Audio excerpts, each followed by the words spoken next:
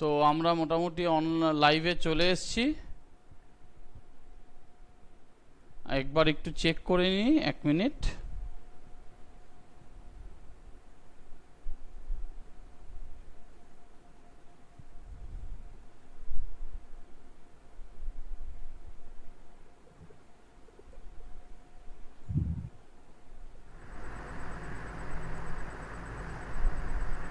আমরা লাইভে চলে এসেছি আই থিঙ্ক।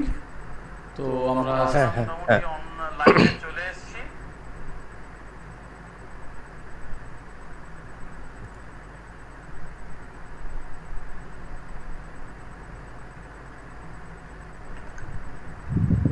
হ্যাঁ, গৌরব স্টার্ট করতেই পারো।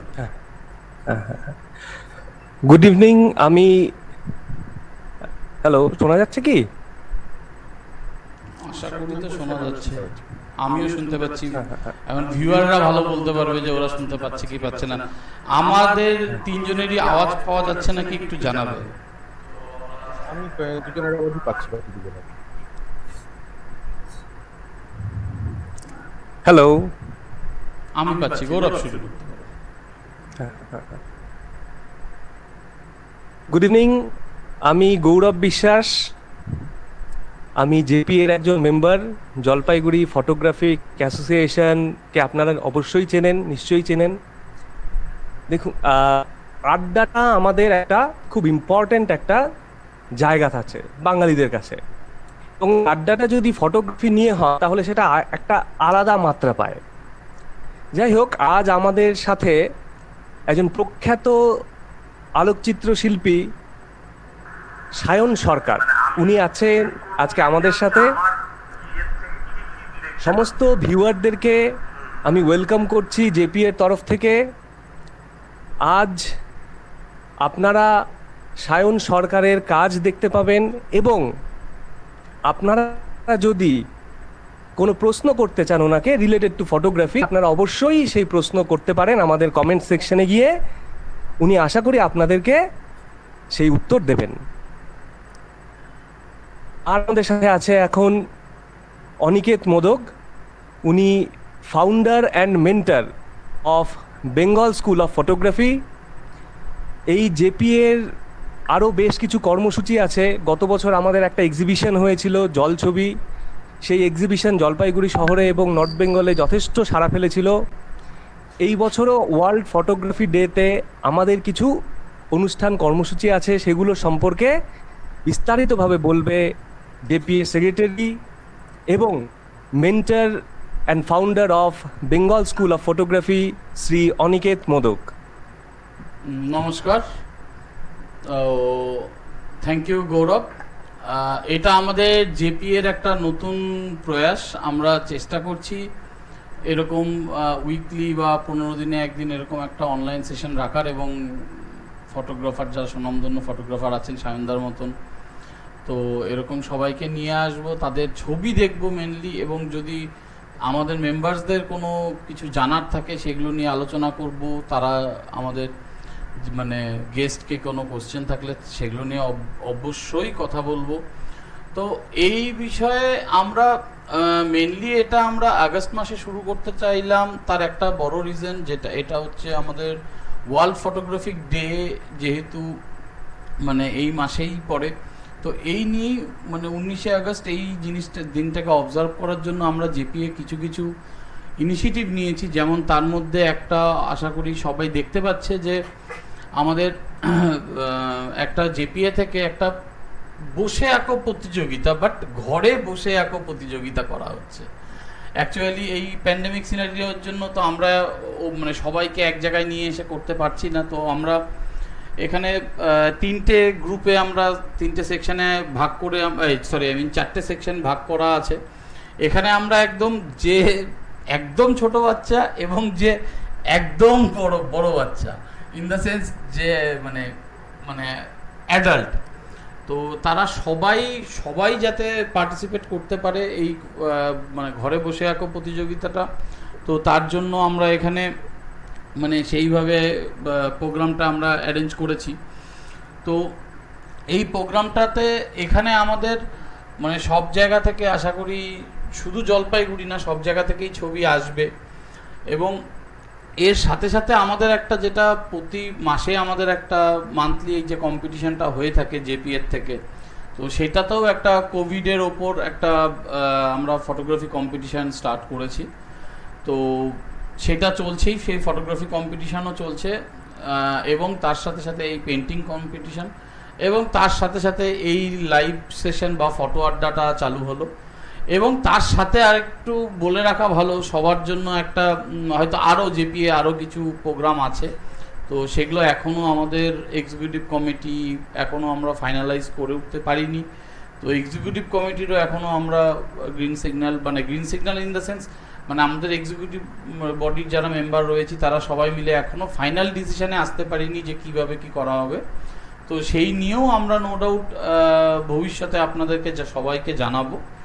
তো আর বেশিক্ষণ সময় না নিয়ে আমি মনে হয় যেটার জন্য আমাদের প্রোগ্রামটা আজকে, সেই প্রোগ্রামটা স্টার্ট করি। তো আমি রিকোয়েস্ট করব সায়নদাকে আসলে, মানে আমি যবে থেকে ফটোগ্রাফি নিয়ে যাই তবে থেকেই সায়নদার সাথে পরিচয়। কলকাতায় গিয়ে একসাথে কাজ করা, একসাথে ঘোরা, সব কিছুই সায়নদার সাথে হয়। তো সায়নদা, সুনিতা দি সব ধীরে ধীরে আসবে, আরও আমাদের একটা গ্রুপ ছিল, ইনফ্যাক্ট আছে। তো সেই রিগার্ডসে সায়নদাকে আমি বলবো যে সায়নদার আজকে আমরা কিছু ছবি দেখব, এবং সায়নদা এফআইপির এখন একটা ভালো জায়গায় আছে আর কি। তো আমি সায়নদার কাছে আরেকটা জিনিস জানতে চাইবো, তার সাথে মানে আমি শুরুতেই কোশ্চেনগুলো করে দিই যাতে আর মানে সায়নদাকে আমি ইন্টারাপ্ট না করি বেশি। মানে আরেকটা জিনিস হচ্ছে, আমাদের এখানে অনেকেই স্যালন নিয়ে জানতে চায়।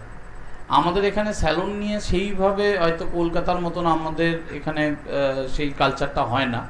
নো ডাউট হয়, অনেকটাই হচ্ছে, বাট আরও বেশি সংখ্যক লোকে হয়তো আসতে পারে, অনেক ফটোগ্রাফার যেহেতু আছে।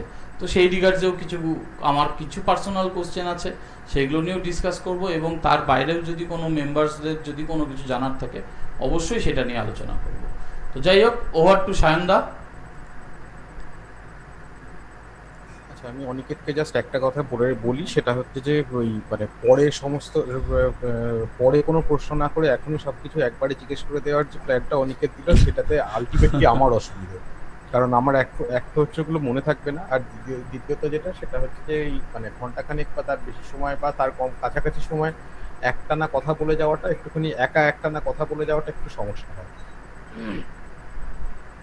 যাই হোক, এখন সেইটার রেসপেক্টে পরে আর কি আর একবার মনে করে দিলে সেটা আর কি সুবিধা হয়। সায়নদা, আমি 1 সেকেন্ড আটকালাম। আমার সাউন্ড মনে হয় কি ইকো আসছে, এরকম কিছু শুনতে পাচ্ছি না। একটু আগে সম্ভবত ইকো আসছিল, এখানে একজন কমেন্টে লিখেছেন। হ্যাঁ, আমি ইকো পাচ্ছি না, আসলে আমিও বুঝতে পারছি না, সরি। যাই হোক, সরি সায়নদা, বলো। না যাই হোক, সেটা আমার একটাই কথা, সেটা হচ্ছে যে একটু পরে আর একবার মনে করি কি করে, মানে কি প্রশ্ন ছিল। না, নিশ্চয়ই। আর একটা জিনিস সেটা হচ্ছে যে হ্যাঁ, আমি এফআইপির একটা মানে এফআইপি বলতে হচ্ছে আমাদের ন্যাশনাল ফেডারেশন, যেটা আর কি নন কমার্শিয়াল ফটোগ্রাফি, সেখানে কিছু রেসপন্সিবিলিটি নিয়ে আছি। অবশ্যই সেই পার্টগুলো নিয়ে পরে কথা হবে। এখন আগে মনে হয় আমাদের ছবি দেখি, তারপরে তো এই সমস্ত কথাগুলো মনে হয় করে এফআইপি রিলেটেড ব্যাপারটা নিয়ে তখন না কথা হয়। 100%। যাই হোক, আমি আপাতত তাহলে হচ্ছে আমি এদিকে প্রেজেন্ট করছি। হ্যাঁ, তুমি প্রেজেন্ট করো, আমি তোমার কিছু ছবি আমরা দেখতে চাই। আচ্ছা, আমি ছবি দেখানোর আগে আর কি কয়েকটা জিনিস বলে নিই। সেটা হচ্ছে যে আমি মূলত 2003 থেকে ছবি তুলি। ফটোগ্রাফিতে শুরু আমার 2003 থেকে, তারপরে 2008 থেকে হচ্ছে মানে ফুল টাইম সারা সময়ের জন্যই আর কি ফটোগ্রাফিটা শুরু, এবং সেই সময় থেকে বেসিক্যালি আমি প্রফেশনালি ফটোগ্রাফিটা করা শুরু করি 2000, এবং সেই সময় আমি ন্যাশনাল একাডেমি অফ ফটোগ্রাফি বলে একটি ফটোগ্রাফি, সেখানে আর কি কোর্স করতাম। অনিকেতের সঙ্গেও মূলত আমার পরিচয় সেইখানেই, মানে অনিকেতের সঙ্গে আমার 2006 থেকে পরিচয়, মানে হয়ে গেল। যাই হোক, এবার যেটা কথা সেটা হচ্ছে যে তারপরে হচ্ছে 2011-তে আমি এবং আমার আমরা নিজেরা একটি নন প্রফিট অর্গানাইজেশন চালু করি। সায়নদা, তোমাকে আরেকবার একটু আটকালাম, যদি পসিবল হয় তুমি একটু তোমার মাইকটা মুখের সামনে নিয়ে কথা বলো, মনে হয় একটু মাঝে মাঝে সাউন্ড কম আসছে। আচ্ছা, ঠিক আছে। যেটা বলছিলাম সেটা হচ্ছে যে 2011-তে থেকে আর কি আমি এবং আমার কয়েকজন বন্ধু বান্ধব মিলে একসঙ্গে আর কি আমরা কাজকর্ম শুরু করি একটি আলাদা অর্গানাইজেশন তৈরি করে, ইন্ডিয়ান ভিজুয়াল আর্টস ফাউন্ডেশন বলে। এটি একটি ট্রাস্ট বডি হিসেবে আর কি রেজিস্টার্ড। সেটা থেকে আর কি এখনো মোটামুটি ভাবে ফটোগ্রাফি রিলেটেড নানান ধরনের কাজকর্ম, যদিও এটা এনভায়রনমেন্টটা হচ্ছে নন প্রফিট অর্গানাইজেশন, সেই রকম হিসেবে আর কি আমরা কাজকর্ম করছি। এই হচ্ছে মোটামুটি আমার ফটোগ্রাফি শুরুতে মানে ফটোগ্রাফি সময়ের যেটা বা টাইম লাইন যেটা সেটা এইটা। আমি মূলত ছবি তুলতে পছন্দ করি হচ্ছে স্ট্রেট শট। স্ট্রেট শটের মধ্যে অনেকটা ভাগ আছে, তাও আর কি স্পেসিফিক্যালি হচ্ছে স্ট্রিট এবং আউটডোর পোর্ট্রেট। আর আমার স্পেশালাইজেশন বা আমার একদম খুব নিজস্ব পছন্দের জায়গাটা হচ্ছে কনসেপচুয়াল ফটোগ্রাফি। এখন আজকের দিনে দাঁড়িয়ে আমি একটু কয়েকটা জিনিস একটুখানি ক্ল্যারিফাই করি। প্রথমত যেটা সেটা হচ্ছে স্ট্রিট ফটোগ্রাফি বলতে কি জিনিস।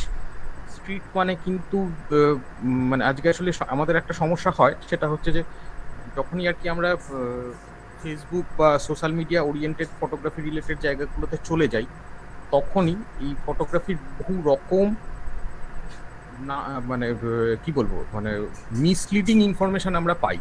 এখন সেই জিনিসপত্রগুলো যাতে আর কি কোনো রকম ভাবে এটাকে এফেক্ট না করে সেইটা একটু খেয়াল রাখার প্রয়োজন হয়। যেরকম আর কি স্ট্রিট ফটোগ্রাফি বলতে আমরা যেরকম বহু সময় দেখি যে এটা কোনটা স্ট্রিট নয় সেটা নিয়ে নানান রকম তর্ক বিতর্ক চলে, বা হচ্ছে অনেকেই সেই অর্থে স্ট্রিটে অ্যারেঞ্জ ছবি করে, এই ঘটনাগুলো ঘটে। এখন স্ট্রিটের ডেফিনেশন বা যে ডোমেনটার মধ্যে স্ট্রিট ফটোগ্রাফি পড়ে সেখানে পরিষ্কার বলা হচ্ছে যে এটা আউটডোরে শ্যুট হতে হবে এক, দ্বিতীয়ত হচ্ছে আনঅ্যারেঞ্জ হতে হবে। এই দুটো প্রাইমারি কন্ডিশন থাকতেই হবে। এবার কোনটা কালার, সেটা এবার কালার হতে পারে, ব্ল্যাক অ্যান্ড হোয়াইট হতে পারে, এনভায়রনমেন্টাল পোর্ট্রেট বা ক্যান্ডিড হতে, এই হিউম্যান লাইফ ডকুমেন্টেশন হতে পারে, ইনফ্যাক্ট জার্নালিজমও হতে পারে। ঠিক আছে, এখন সেই পার্টগুলো সবই স্ট্রিট ফটোগ্রাফির মধ্যে পড়ে। সুতরাং আমি স্ট্রিট ফটোগ্রাফি মানে কিন্তু একটা বড় ডোমেন কভার করছি। এখন সেখানে কিন্তু কয়েকটা কমন পয়েন্ট আছে, সেই কমন পয়েন্টগুলোকে অবশ্যই যেন সেখানে মেনটেন করা হয় এক। দ্বিতীয়ত যেটা সেটা হচ্ছে যে আমি যেটা বললাম যে আউটডোর বেসড পোর্ট্রেট ফটোগ্রাফি, মানে পোর্ট্রেট ফটোগ্রাফির যে কয়েকটা ভাগ হয় তার মধ্যে পোর্ট্রেট ফটোগ্রাফি মূলত এনভায়রনমেন্টাল পোর্ট্রেট ওরিয়েন্টেড কাজকর্ম যেগুলো হয় সেইটা আমার পার্সোনাল প্রেফারেন্সের জায়গা। এবার পোর্ট্রেটের মধ্যে এরকম অনেক কটা ভাগ হয়। আমি এই এনভায়রনমেন্টাল ফটোগ্রাফি বলতে, এনভায়রনমেন্টাল পোর্ট্রেট বলতে যে জিনিসটা বোঝায় এটা একটু নতুন জড়া, মানে এটা নিয়ে আগে খুব বেশি কাজকর্ম হয়নি, এবং যারা একটু ট্র্যাডিশনাল স্কুলিংয়ের তারা এই ধরনের পোর্ট্রেট এই এনভায়রনমেন্ট বেসড পোর্ট্রেট ফটোগ্রাফি যে তাদের পুরোনো স্কুলিং দিয়ে অ্যাকসেপ্ট করতে পারে সেরকম নয়।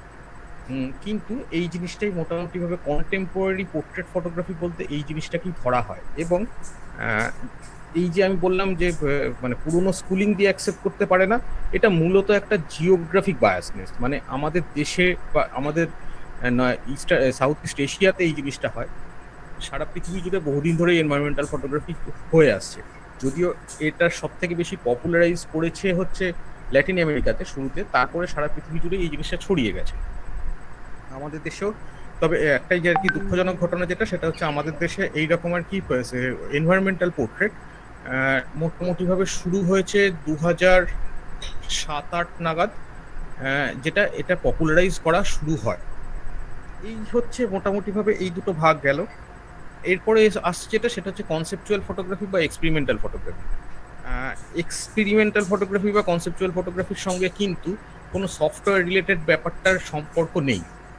মানে আমি এটা স্পেসিফিক্যালি বলছি, সফটওয়্যারের নাম করেই বলছি, মানে যদি আর কি এটা মানে সেইভাবে আমি কোনো রকম, এটা কিন্তু কোনো ব্র্যান্ডিং নয়। মানে ফটোশপ সব থেকে বেশি ইউজ করা সফটওয়্যার এই রেসপেক্টে, সেখানে অনেক ক্ষেত্রেই যেটা বলা হয় যে হ্যাঁ এটা তো ফটোশপ করা, মানে ফটোশপে কি করা সেটা পরের কথা, শব্দটা হচ্ছে ফটোশপ করা। ফটোশপ করা বা ফটোশপে প্রসেস ছবি মানেই কিন্তু সেটা কনসেপচুয়াল ফটোগ্রাফি নয় এক। আর দ্বিতীয়ত যেটা সেটা হচ্ছে যে ফটোশপ বা কম্পিউটারাইজ সিস্টেমের বহু আগে থেকে কনসেপচুয়াল ফটোগ্রাফি চলছে। 1930-40-এর দশকেও কনসেপচুয়াল ফটোগ্রাফি আছে। এইগুলো নিয়ে যখন মানে কখনো ডিটেলে কথা হলে তখন না হয় এই ব্যাপারগুলো নিয়ে বলা যাবে। কিন্তু তারপরে যেটা সেটা হচ্ছে যে আজকে এই ফটোশপই হোক বা যাই হোক না কেন, সেগুলো ইউজ করা হয় একটা টুল হিসেবে। উম, মানে আগে যেরকম ভাবে হচ্ছে ডার্ক রুমে এনলার্জার একটা টুল হিসেবে ব্যবহার করা হতো, ঠিক একই রকম ভাবে এটাকে একটা টুল হিসেবে ব্যবহার করা হয়। এটা কিন্তু কখনোই শুধুমাত্র আর কি একটা পোস্ট প্রোডাকশন সফটওয়্যার তৈরি হওয়ার জন্য একটা নতুন স্ট্রিম তৈরি হয়ে গেল ফটোগ্রাফি, সেরকম নয়। একদম। এবং পেন্টিং এর রেসপেক্টেও কিন্তু আর ও হ্যাঁ, আমি পেন্টিং এর কথাটাও একটা জিনিস বলে নিই।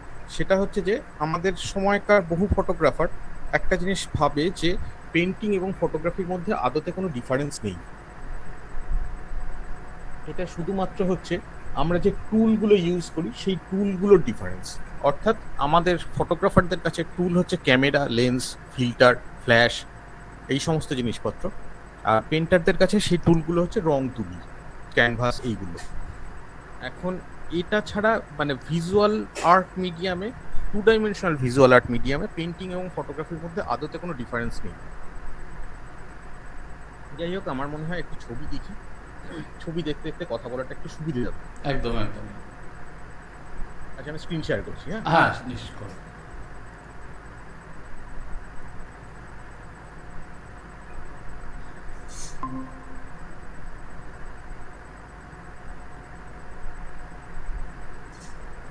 আচ্ছা, আমি এখানে মোটামুটি ভাবে যে ছবিগুলো দেখাবো কয়েকটা ভাগ আমি করে রেখেছি।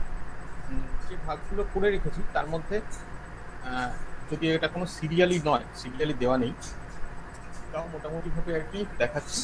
হ্যাঁ, মূলত আমি একদম সহজ সবার মানে যেগুলো নিয়ে আর কি সে অর্থে ছবির ইনার মিনিং বা কেন কিসের জন্য সেগুলো নিয়ে প্রশ্ন ওঠে না, সেই রকম কয়েকটা ছবি দেখাচ্ছি আগে। এটা মূলত হচ্ছে এই যে লাইফ অ্যান্ড কালচার বলতে যেটা আর কি দেখা শুরু হলো সেইটা দেখাচ্ছি। এটা ওই স্ট্রিট ফটোগ্রাফির মধ্যে একটা বড় পার্ট, এবং এই কালচার বেসড ফটোগ্রাফি আমাদের দেশ কিন্তু এটার একটা মানে সারা পৃথিবীর মধ্যে সব থেকে রিচেস্ট জায়গাগুলোর মধ্যে একটা। সেটার মধ্যে থেকেই আর কি এই পার্টটা। অনেক জায়গার ছবি আছে এবং আমি একটু করে র্যান্ডামলি দেখাচ্ছি, নট দ্যাট আমি খুব মানে সাজিয়ে গুছিয়ে কোনো স্টোরি কিন্তু এর মধ্যে নেই। প্রত্যেকটা ইন্ডিভিজুয়াল ছবি আলাদা আলাদা। না, তোমাকে আমি শুধু দাদা একটা কথা আটকে বলি, মানে আমরা মানে একটু কি তোমার ছবি দেখা, তার সাথে একটু গল্প, তোমার এক্সপিরিয়েন্স, মানে অবশ্যই সেইটাই দিচ্ছি। হ্যাঁ, আর এটার মধ্যে আমি যেটা বলছিলাম সেটা হচ্ছে যে আমি একটা সিঙ্গল সিরিজ দেখাবো একটু পরে। আচ্ছা আচ্ছা আচ্ছা আচ্ছা। সিরিজ মানে হচ্ছে একটা হ্যাঁ, রিলেটেড হ্যাঁ, অনেক হ্যাঁ, কটা গল্প, মানে একটা সিঙ্গল গল্প নিয়ে রিলেটেড কিছু ছবি। ঠিক ঠিক আর ঠিক। এগুলো এখন যেগুলো দেখাচ্ছি এটা হচ্ছে প্রত্যেকটা ইন্ডিভিজুয়াল এক একটা ছবি আর কি। এটার মধ্যে একটা ছবির সঙ্গে অন্য ছবির কোনো সম্পর্ক নেই। সম্পর্ক নেই। ঠিক আছে? মানে এটা মোটামুটি ভাবে বেসিক যে ইনফরমেশন গুলো দেওয়া যায় সেটা হচ্ছে যে এই ছবিটা গত বছর ফেব্রুয়ারি মাসে তোলা, মানে 2019-এর ফেব্রুয়ারি মাসে তোলা, ফেব্রুয়ারি, হ্যাঁ ওইরকম সময়। এটা হচ্ছে কুম্ভ মেলা, মানে কুম্ভ মেলা মানে হচ্ছে অর্ধকুম্ভ হয়েছিল এলাহাবাদে। এটা এলাহাবাদে অর্ধকুম্ভে গিয়ে তো আলো দেখি বোঝা যাচ্ছে সকালের দিকে, এবং ফেব্রুয়ারি মাস কুয়াশা আছে।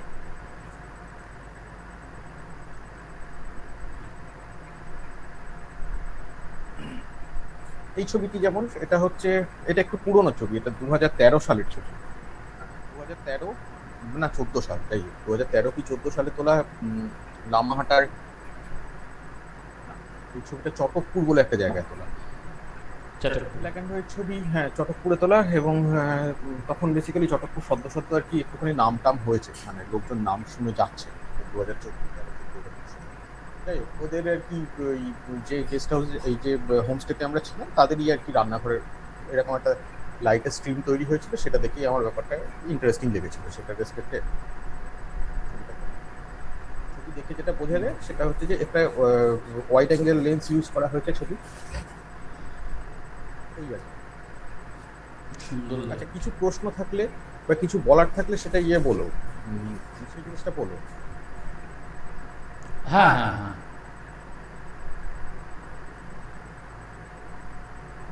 কিছু প্রশ্ন থাকলে গৌরব আছে বা আমি আছি বা যদি অন্য কেউ থাকে, অলরেডি কিছু কিছু কোশ্চেন আসা শুরু হয়েছে, তো আসছি আমরা, তুমি এটাতে মানে ছবি দেখতে দেখতে আমরা।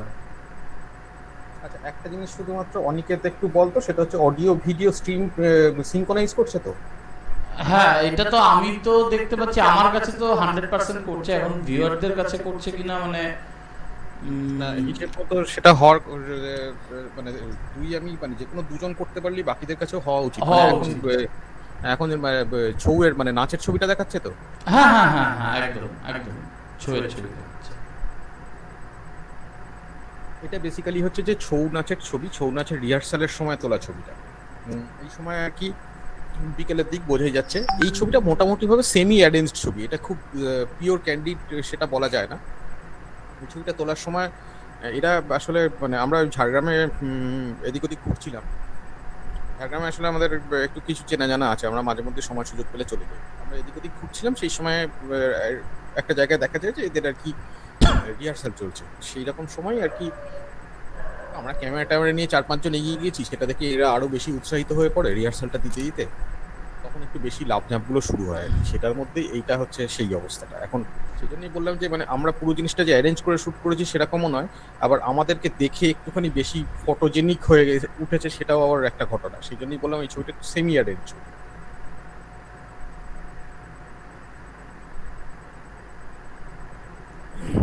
একদম পিওর স্ট্রিটের ছবি, ক্যান্ডিড স্ট্রিট এবং আনঅল্টার্ড ছবি আর কি। মানে আনঅল্টার্ড মানে হচ্ছে এই ছবিতে কিছুই অ্যাডিশন অল্টারেশন কিছু করা নেই। Straight. বেনারসে তোলা, হ্যাঁ স্ট্রিটের স্ট্রেট শট, ক্যান্ডিড শট আর কি, বেনারসে তোলা। ছবির মূল যে পয়েন্টটা আমি ধরার চেষ্টা করেছি সেটা হচ্ছে এই কালার কম্বিনেশন এবং একদম ইন্ডিয়ান স্ট্রিট লাইফটা কিরকম সেই জিনিসটা দেখানো।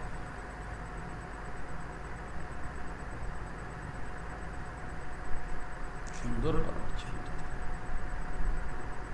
এটা আবার হচ্ছে বেনারসেই তোলা অ্যারেঞ্জ ক্যান্ডিড, অ্যারেঞ্জ শট। এটা দেখে বোঝা যাচ্ছে আশা করি যে এটা অ্যারেঞ্জ শট।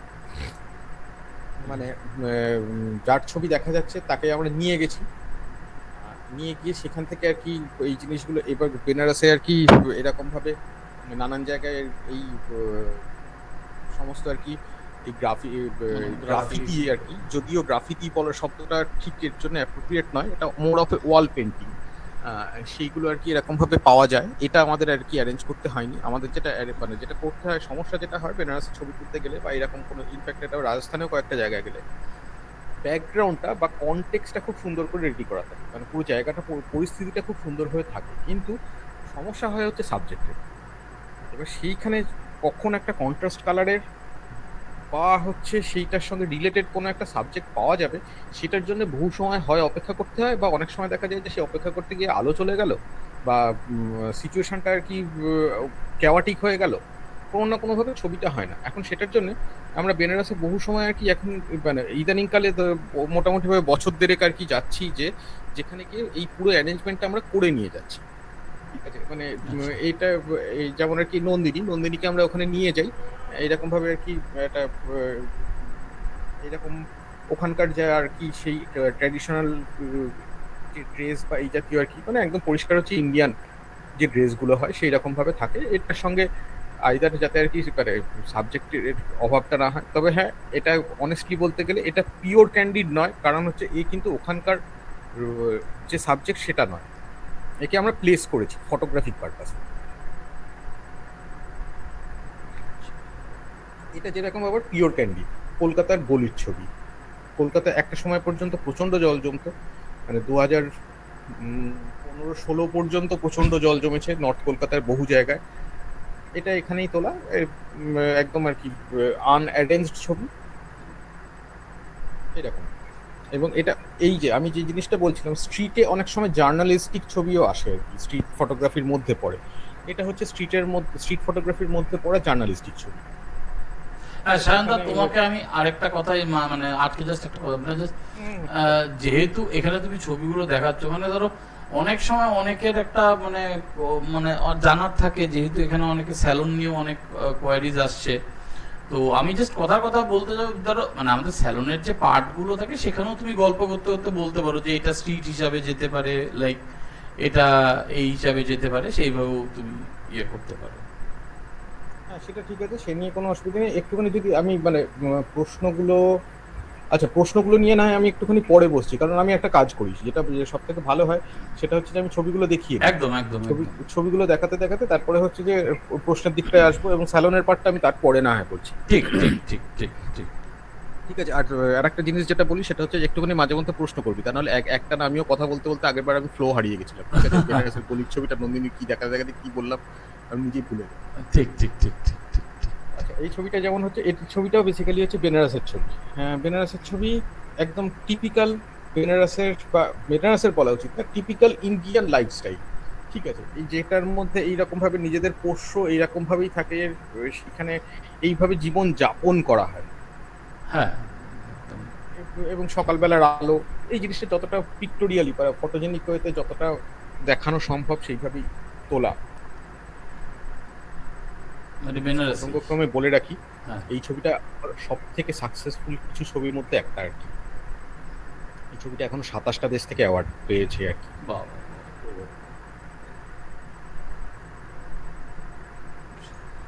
আবার কলকাতার ছবি, কলকাতা, বেনারস এবং জয়পুর, এই তিনটে শহর সম্ভবত আমাদের দেশের আমাদের দেশের না, পৃথিবীর অন্যতম সেরা পিক্টোরিয়াল শহর। মানে কলকাতাও কিন্তু অসাধারণ ছবি তোলার জায়গা। একদম মানে কলকাতা স্ট্রিট। কলকাতার লোকেদের যেটা সমস্যা হয় সেটা হচ্ছে, কলকাতার আমরা এই পরিবেশে বড় হয়ে আমাদের কাছে কলকাতার এক্সক্লুসিভনেসটা আমরা চোখে দেখতে পাই না। না দেখতে পাও না, না দেখলেও হয়তো সেটা তোমার কাছে রেগুলার নরমাল কমন। মানে হ্যাঁ, সেটার জন্য আর কি ওটাকে আর মানে এর মধ্যে কোথায় ফ্রেমটা আছে, এটার মধ্যে কোথায় ইউনিকনেসটা আছে, সেটা আর আমরা খুঁজে পাই না। ঠিক আছে, সেই জন্য আবার একটুখানি নতুন করে ভাবতে হয়, সেটা যেটা বেনারসে গেলে আর নতুন করে ভাবতে হয়। বা একদম। বিদেশিদের কাছে বা যারা কলকাতার বাইরে থেকে এসছে তাদের কাছে কলকাতার অনেক সহজে তারা অ্যাপ্রোচ করতে পারে। অ্যাপ্রোচ ইন দ্য সেন্স হচ্ছে ফ্রেমে অ্যাপ্রোচ, কম্পোজিশনাল অ্যাপ্রোচ করতে হ্যাঁ পারে। হ্যাঁ হ্যাঁ।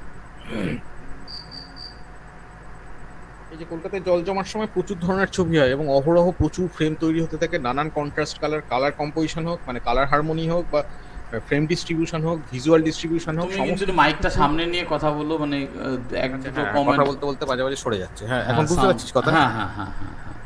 সাউন্ড মাঝে মাঝে কম আসছে তোমার। অনেক পুরনো ছবি এটা হচ্ছে। এই সময় সদ্য হয়তো ক্যামেরা হাতে নিয়েছি আর কি। এটা 2006-7 ছবি।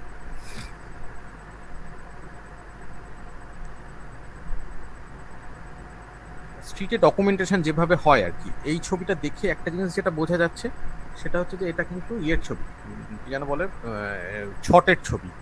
বাবুঘাটের ছটে এই ধরনের আর কি একটা রিচুয়াল হয়। কলকাতা বাবুঘাট। হ্যাঁ, অবশ্যই কলকাতার বাবুঘাটে ছটের সময় এরকম একটা রিচুয়াল হয়। সেখানে বেসিক্যালি ধরে নেওয়া হয় যে ট্রান্সজেন্ডার যারা বা এরকম মানুষেরা সে যদি নাচে বা কোনো পারফর্ম করে, তাহলে সেটা একটা সৌভাগ্যের একটা প্রতীক আর কি। সেইটার জন্য এদেরকে নিয়ে আসা হয় এই ধরনের পারফর্ম করার জন্য। এর সঙ্গে সঙ্গে তার যারা ফ্যামিলি আর কি, সেই ফ্যামিলির লোকজন তার সঙ্গে হচ্ছে ওই একটা দণ্ডি কাটার ব্যাপার থাকে, এইরকমই একটা ব্যাপার। মানে সেই জিনিসটারই ডকুমেন্টেশন মোটামুটি। পিছনের যিনি আছে দণ্ডি কাটছে। আচ্ছা, এটাও কুম্ভের ছবি, সেই জন্য আর কি ইন্টারেস্টিং ছবি। তার কারণ হচ্ছে এই স্ট্রিটে, আচ্ছা এই একটা জিনিস বলি, আমাদের কাছে অনেক ছবি অনেক সময় দেখে অতটা অ্যাট্রাকটিভ মনে হয় না, কিন্তু আমি যদি একটুখানি গ্লোবালি এই জিনিসটা চিন্তা করি, তখন আমাদের ডে টু ডে লাইফস্টাইলে এমন অনেক বহু কিছু জিনিসপত্র আছে যে জিনিসগুলো গ্লোবালি তাদের কাছে খুব আর কি ইউনিক বা এক্সক্লুসিভ জিনিসপত্র। মানে বাড়ির মানে 3জন মহিলা মাথায় এরকম ভাবে ব্যাগ নিয়ে হাঁটছে, এই জিনিসটা আমরা দেখতে খুব অভ্যস্ত। কিন্তু আমি যদি পিক্টোরিয়াল ডকুমেন্টেশনের কথা বলি বা ছবি তোলার রেসপেক্টে ভাবি, তখন যে জিনিসটা হয়, তখন কিন্তু এই ধরনের ছবি মানে পৃথিবীর জায়গায় আর কি খুব ইউনিক জিনিস। তারা এই জিনিসটা ভাবতেও পারে না যে এই জিনিসটা হতে পারে আর কি। মানে যেটা তুমি এর আগে কলকাতার মানে ঘটনা, মানে আলটিমেটলি তো ম্যাটারটা তাই। হ্যাঁ, মোটামুটি ইন্টারন্যাশনালি দেখলে জিনিসটা হয়তো খুব কম পাওয়া যাচ্ছে, মানে মানে তাদের মানে ইউনিক, কিন্তু আমরা হয়তো আমাদের কাছে কমন, সেটার জন্য আমরা অনেক সময় ভালো ভালো ছবি ওভারলুক করে যাই। এই একটা ঘটনা আর কি, এরকম একটা মানে কালচারাল রেসিপ্রোকাল ইস্যু বলে এটাকে। এই কালচারাল রেসিপ্রোকাল ইস্যুটা সারা পৃথিবী জুড়ে বহুদিন ধরে হয়েছে। ঠিক আছে, মানে আমি একটা জাস্ট এক্সাম্পল দিই কিরকম ভাবে হয়। ভেনিস ফেস্টিভ্যালের নাম মোটামুটি সবাই শুনেছে। ঠিক আছে, ভেনিসে মাস্ক ফেস্টিভ্যাল যেটা হয়, সেইখানে মানে সেই প্রচুর আর কি ভিক্টোরিয়ান ঘরানার বা ওই জাতীয় যে মানে প্রচুর পুরনো নানান রকম আর কি ড্রেস পরে মাস্ক পরে নানান রকম স্ট্রিট পারফরমেন্স হয়, ঠিক আছে, নাচ বা পারফরমেন্স নানান কিছু হতে থাকে।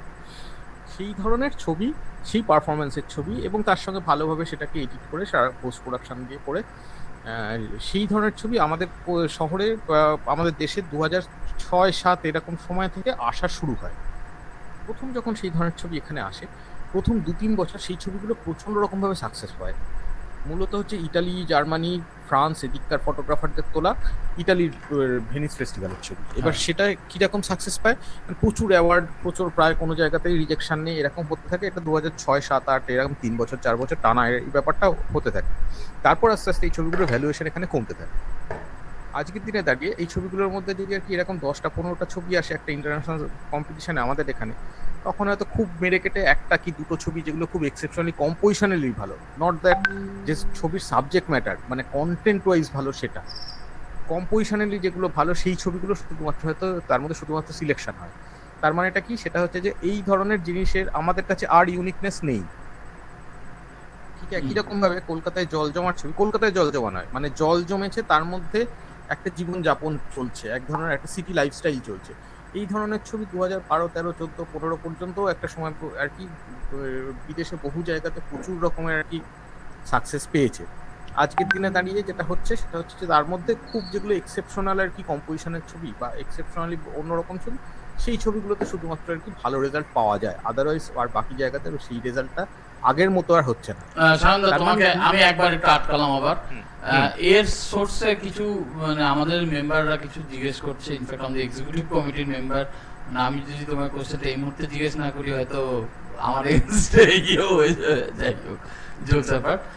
সেটা হচ্ছে এই মানে একটু লেন্স এই ছবিগুলোতে মানে কখন লেন্স সিলেকশন বা মানে একটু কম্পোজিশন এরকম 2-4টা জিনিস নিয়ে যদি এই ছবিগুলোর সাথে সাথে একটু বলো আরো বেটার হয়। মানে আচ্ছা, এখানে আমি এখনো পর্যন্ত যা দেখিয়েছি সেগুলো সবই স্ট্রিটের ছবি। স্ট্রিটে মূলত আমি আচ্ছা আমার ইকুইপমেন্টগুলো বলে দিই। আমি মূলত হচ্ছে 3টে ইকুইপমেন্ট ইউজ করি। একটা হচ্ছে মানে 3টে বডি আর কি। একটা হচ্ছে D300, এটা বহুদিনের ক্যামেরা আমার। এটা আমাদের একসাথে কেনা। হ্যাঁ হ্যাঁ হ্যাঁ, এবং D300 খুব সম্ভবত হচ্ছে যে মানে নিকনের one of the finest body. একদম আমরা এখনো ইউজ করি, কতদিন 12-13 বছর হয়ে গেল মনে হয়। হ্যাঁ সেই ক্যামেরা। যাই হোক, এখন D300 দ্বিতীয় যেটা সেটা হচ্ছে যে একটা D810, আর এটা ছাড়া হচ্ছে একটা সদ্য আর কি ইউজ করছি, তবে সেটা হয়তো খুব বেশি দিন ইউজ করবো না, আমি ওটা চেঞ্জ করে মানে আপডেট করবো আর কি। আর সোনি আলফা S6300, এটা মিররলেস বডি। আচ্ছা, যাই হোক, আর এটার সঙ্গে আমি পার্সোনালি প্রেফার করি হচ্ছে ফিক্সড লেন্স ইউজ করতে। আমার সমস্ত ছবি মোটামুটিভাবে একটা মাত্র জুম লেন্স ইউজ করা ছিল, সেটা হচ্ছে 10-20 সিগমার 10-20 লেন্সটি। সিগমা 10-20 লেন্সেরও 2টো ভেরিয়েশন ছিল, এখনো আছে ইনফ্যাক্ট, একটা হচ্ছে 4-5.6 আর একটা হচ্ছে আলট্রা 3.5। আমি ইউজ করি সেটা হচ্ছে যে আলট্রা 3.5 যেটা, সেটা আগে ইউজ করতাম, এখন আর করি না। আচ্ছা, আর এটা ছাড়া হচ্ছে একটা 20mm 2.8 ফিক্সড লেন্স, একটা 24mm 2.8 এটাও ফিক্সড লেন্স, আর হচ্ছে একটা 35mm 1.8। এই 35mm 1.8টা কিন্তু ডিএক্স লেন্স, মানে ক্রপ ফরম্যাটের লেন্স। আগের দুটো লেন্স হচ্ছে ফুল ফরম্যাটের লেন্স। এবার সেইখানে সেই জন্য স্ট্রিটের রেসপেক্টে আমি মোটামুটিভাবে আর কি 20-24, খুব বেশি হলে 35mm পর্যন্তই যাই, তার বেশি আমি ওপরে উঠি না। না, এইটা তো তুমি বলছো প্রফেশনালি, তোমার কাছে এখন তুমি ছবি করতে করতে এত গ্যাজেট হয়ে গেছে বা ইউজ করতে করতে, মানে এখন ধরো অনেক সময় কি আমাদের গ্রুপে তো অনেক নিউ কামাররাও আছে, মানে আমি আমি সবটা মানে যদি আমি পার্ট বাই পার্ট বলি, যদি স্ট্রিট ওরিয়েন্টেড ছবি তুলতে বা এনভায়রনমেন্টাল পোর্ট্রেট বা ল্যান্ডস্কেপ, এই 3 ধরনের ছবি তুলতে যদি পছন্দ কারোর হয়, তাহলে আমার মতে যেটা সেটা হচ্ছে যে খুব বেশি হলে 50mm এর বেশি, মানে নিচে যতই থাকুক না কেন ওপরটা 50mm, তার বেশি লেন্স না কেনাটাই মানে এই 3টে জনরার জন্য ভালো, ঠিক আছে। এবং লেন্সের একটা সহজ হিসেব বলি, এই হিসেবটা একটু মাথায় রেখে লেন্স কিনলে ভালো হয়। মানে লেন্সের মানে কিন্তু আর কি মানে বিশাল বড় একটা রেঞ্জ পাওয়া যাচ্ছে মানে লেন্স ভালো, সেরকম কিন্তু নয়। এই হিসেবটা জাস্ট উল্টো আর কি, যত কম রেঞ্জের লেন্স হবে তত লেন্সের কোয়ালিটি, অপটিক্যাল কোয়ালিটি ভালো হয়, সেটার জন্য ফিক্সড লেন্সের অপটিক্যাল কোয়ালিটি সব থেকে ভালো হয়।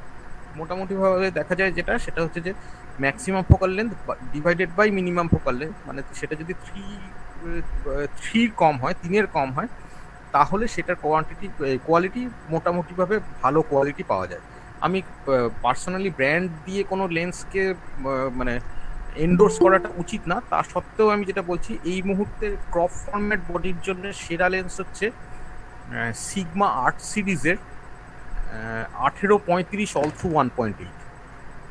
আমার পার্সোনাল এক্সপিরিয়েন্স এইটাকে আর কি সব থেকে প্রেফারেন্স আমি দিয়েছি, এটা জুম লেন্সের রেসপেক্টে, যদি না কেউ ফিক্সড লেন্স ইউজ করে।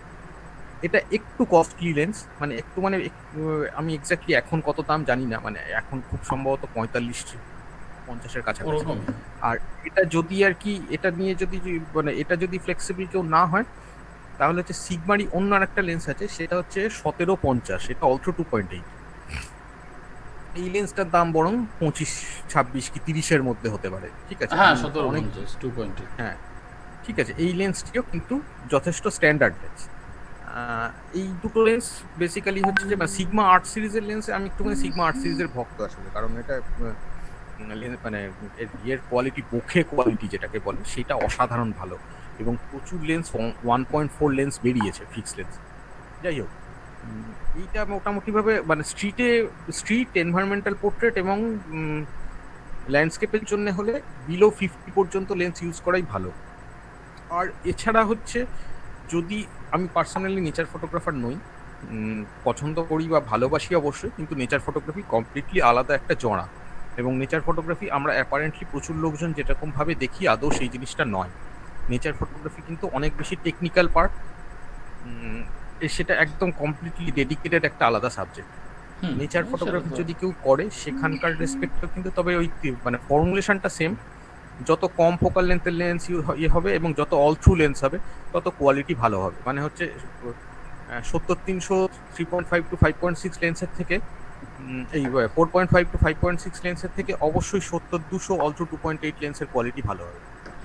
ঠিক আছে, যতই দেখা যাবে হয়তো যে 70-300-র বদলে কেন আমি 70-200 ইউজ করব, তার কারণ যেটা, সেটা হচ্ছে ওটা অল থ্রু 2.8 লেন্স। এখন অবশ্যই দামের ডিফারেন্সটা না বলাটাই ভালো। 70-200 অল থ্রু 2.8 এর দাম এখন মনে হয় 1,22,000 টাকা এরকম একটা দাম হবে, আর 70-300 লেন্সটার দাম মনে হয় কত এখন 30-35 হাজার টাকা মতো দাম হবে। যাই হোক, এরকম ব্যাপারটা আছে।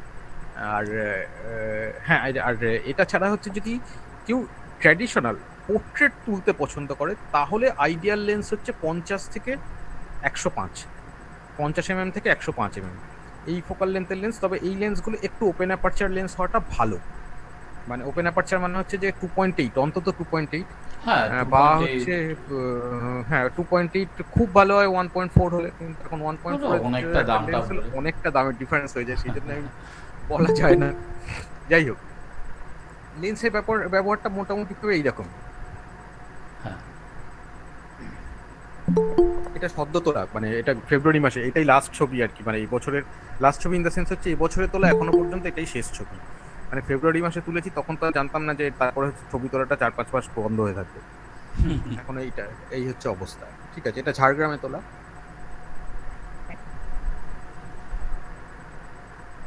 এই একটা রিচুয়াল হয়, এটা মূলত হচ্ছে দক্ষিণবঙ্গের একটা রিচুয়াল। দক্ষিণবঙ্গ মানে হচ্ছে একদম সুন্দরবনের কাছাকাছি কিছু জায়গায় এই রিচুয়ালটা হয় শীতলা পুজোর সময়, এরকম একটা হিন্দু রিচুয়াল চলে। যাই হোক, এটা সেই সময় তোলা।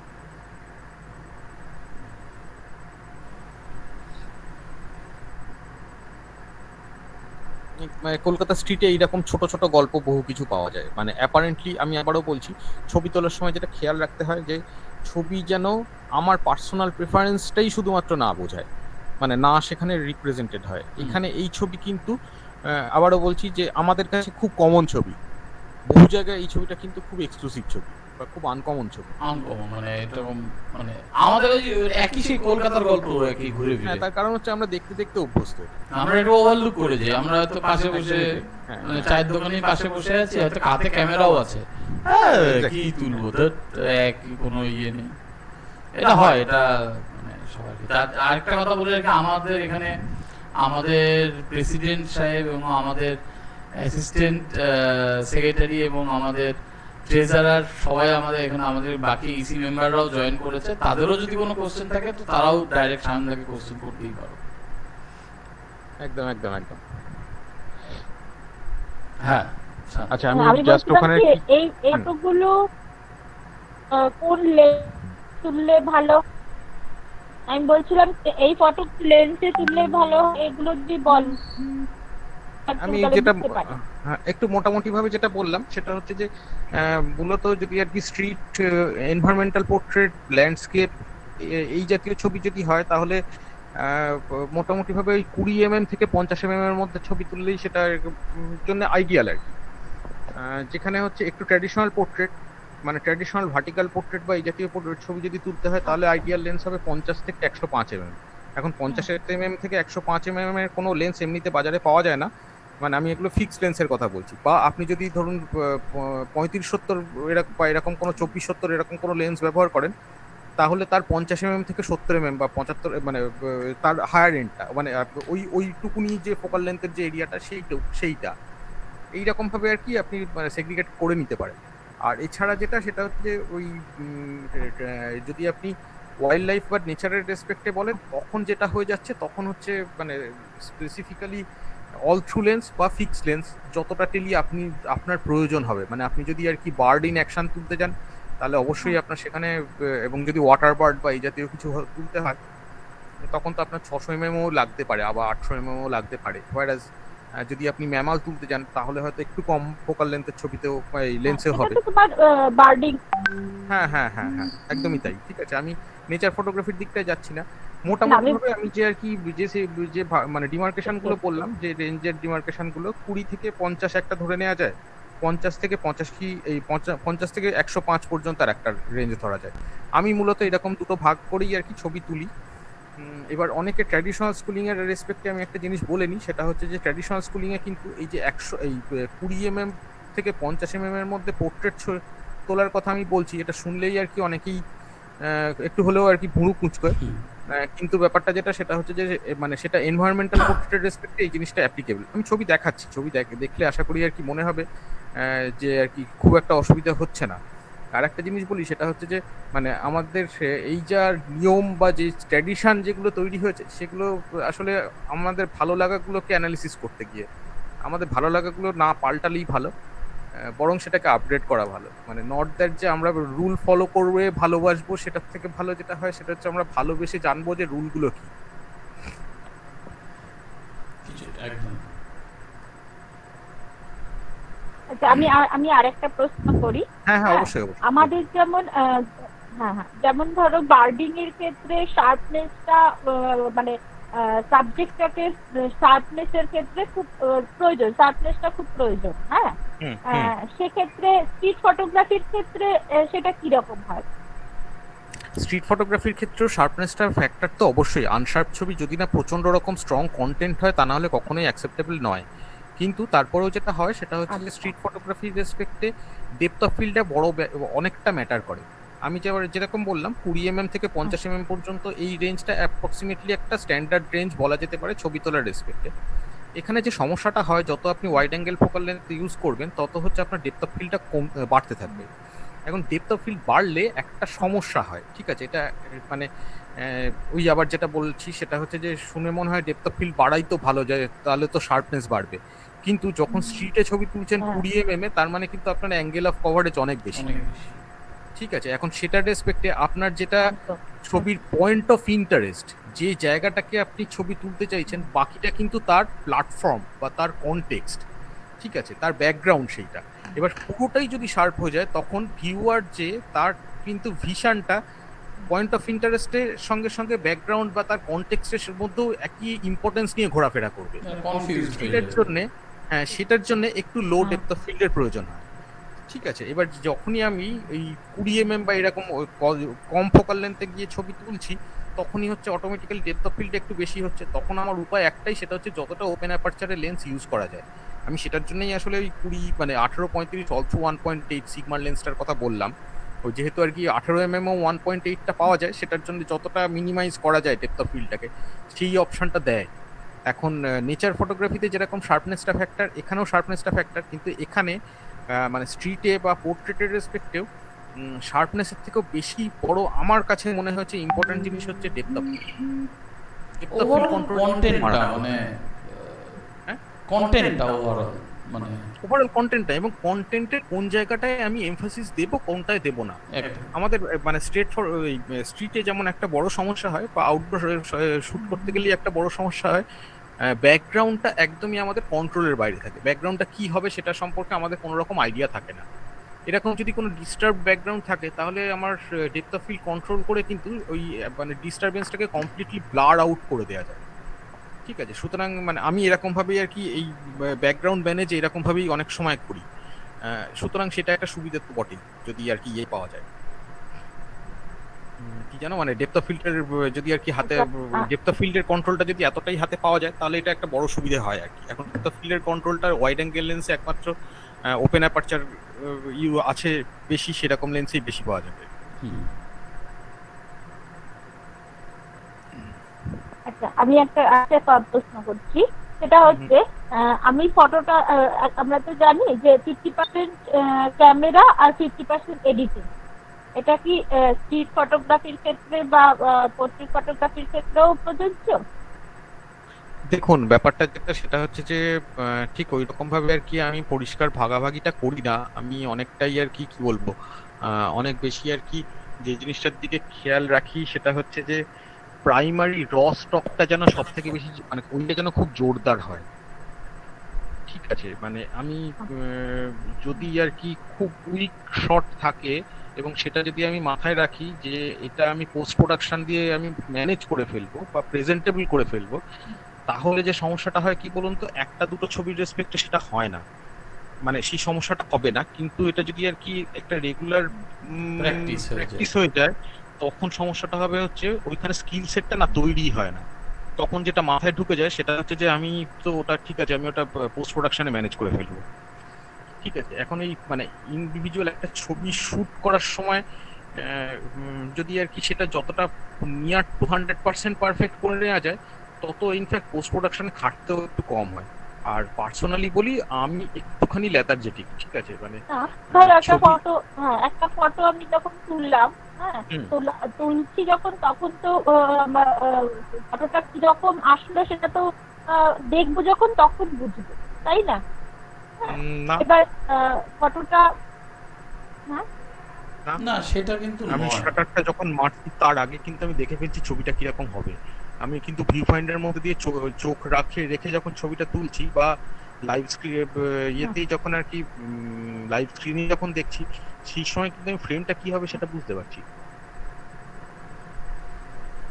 সাধারণত কি হয় যে ছবি তোলার সময়ই তো আমরা চিন্তা করে নিচ্ছি যে আউটপুটটা কি হবে, যে ফ্রেমটা কোথা থেকে কোন জিনিসটা সাবজেক্টটা কোথায় থাকবে বা তার ব্যালেন্সিং এলিমেন্ট, মানে আমরা তো আগে থেকে একটা স্টোরিটাকে সাজিয়ে নিচ্ছি, মানে স্টোরি ইন দ্য সেন্স মানে ফ্রেমটাকে রেডি করে নিচ্ছি না সেই ক্ষেত্রে। মানে ইনফ্যাক্ট সেটা করলে পোস্ট প্রোডাকশনে তোমার অনেকখানি সময় কমে যাবে। হ্যাঁ, আমি জাস্ট বলতে বলতে একটা ছবি দেখাই আর কি, যদি ছবিটা এমনিতেই দেখানোরই কথা তাও আমি ছবিটা জাস্ট আর কি এখানে মাঝখানে কেটেই দেখাই। এই ছবিটা ঠিক আছে, এই ছবিটা এই যে আবার বলছি এটা কিন্তু ট্র্যাডিশনাল কম্পোজিশন নয়। এই ছবিটা সেই জন্যে ভিশন ডিস্ট্রিবিউশনের যা এলিমেন্ট যেভাবে ডিস্ট্রিবিউট করার কথা বলা হয় ট্র্যাডিশনাল স্কুলিংয়ে সেটা এখানে সেরকম ভাবে নেই। এই ছবিতে আমি সাধারণত ছবি তুলতে পছন্দ করি লো ডেপথ অফ ফিল্ডে স্ট্রেট শট, কিন্তু এখানে কিন্তু লো ডেপথ অফ ফিল্ড নয়, এখানে ফুল ডেপথ অফ ফিল্ডে ছবি আছে। তার কারণটা কি, এই ভদ্রলোক পেছনে যে ঘটনাটা ঘটাচ্ছেন ইনি হচ্ছেন ওই ব্যাকগ্রাউন্ডটায় একটা আলাদা একটা পুরো এই এনভায়রনমেন্টটাকে সাপোর্ট করার মতো একটা ঘটনা ঘটাচ্ছেন। ঠিক আছে, এবার এইটা একটা অ্যান্টিসিপেট করার জায়গা স্ট্রেট শটের রেসপেক্টে আছেন। ইনি যখন আর কি বিমটায় উঠছেন পেছনে তখনই ব্যাপারটা হচ্ছে যে প্রথমে দু একটা মুভমেন্টের সময় ব্যাপারটা বোঝা যাচ্ছে যে হ্যাঁ উনি এরকম একটা কিছু ঘটাতে চলেছেন। কিন্তু এই ধরনের জিনিসপত্র এই ধরনের আর কি লোহা স্ট্রাকচার একটা ফ্রেম তৈরি করার রেসপেক্টে একটু সমস্যা হয় অনেক সময়। মূলত যে সমস্যাটা হয় সেটা হচ্ছে একটা ফ্রেম ডিভিশন হওয়ার পসিবিলিটি থাকে। শুধুমাত্র ওইটুকুনি যদি ছবি তোলা হতো তাহলে কিন্তু এইটা কিন্তু আমাদের ওই আগে থেকে দেখতে পাওয়ার, ঠিক আছে, যে আমি যদি ভদ্রলোকের ওই মানে পেছনে যে ভদ্রলোক রয়েছে তার শুধুমাত্র পার্টটার ছবি তুলতাম, তাহলে একটা ফ্রেমের ডিভিশন আসতো। ফ্রেমের ডিভিশনটা কিভাবে হতো, সেটা হচ্ছে হরাইজন্টাল যে উপরে বারটা রয়েছে সেই বারটা দিয়ে কিন্তু ফ্রেমটা 50-50 ভাগ হওয়ার পসিবিলিটি থাকতো। এবার সেইটাকে সেই জন্য তার মানে আমি এটাকেই মেন এমফাসিস দিতে পারছি তা নয়, কিন্তু এটা আমার সাবজেক্টটা এই ফটো এই শটটার one of the most important part কিন্তু এইটা। সুতরাং সেটাকে যাতে ওই পার্টটা থাকবে, কিন্তু এর নেগেটিভ যে ইম্প্যাক্টটা সেটা যাতে তৈরি না হয়, তার জন্য আমার কি লাগবে, এর আর একটা কমপ্লিমেন্টারি সাবজেক্ট লাগবে, যেটা হচ্ছে এই মানে চোখটা আমাদের ওই নেগেটিভ জিনিসটা তৈরি হওয়ার থেকে আর কি দূরে সরিয়ে নিয়ে যাবে। ঠিক আছে, এই জিনিসটা কিন্তু শাটারটা ক্লিক করার আগে কিন্তু মাথায় অটোমেটিক্যালি আসতে হবে, অটোমেটিক্যালি না মানে স্পন্টেনিয়াসলি আসতে হবে, মানে সেই রকম ভাবেই কিন্তু ছবি তোলার আগে কিন্তু মোটামুটি ভাবে ফ্রেম দেখতে পাওয়া যায়। হ্যাঁ শান্ত। ঠিক আছে, মানে এইরকম যে ছবি, এখানে ঘটনাটা কি সেটা হচ্ছে যে একটা প্যাটার্ন আছে এবং প্যাটার্নে একটা ব্রেক আছে। কি প্রয়োজন ছিল সেটা হচ্ছে যে এখানে এই প্যাটার্নটার মধ্যে যে প্যাটার্ন ব্রেকটা আছে সেইটাকে আইডেন্টিফাই করা। এটা কলেজ স্ট্রিটে পাস্তুল ল্যাবরেটরির পাশের বাড়ির ছবি। সেইখানে ঘটনা হচ্ছে যে এখানে যেই প্যাটার্নটা আছে সেইটাকে আইডেন্টিফাই করা মানে এটা কিন্তু একটা প্র্যাকটিস, যে আমি ভিউ ফাইন্ডারে চোখ রাখার আগে আমি কিন্তু এই একটা 2:3 বা 3:2 ফ্রেমটা দেখতে জানো পাই।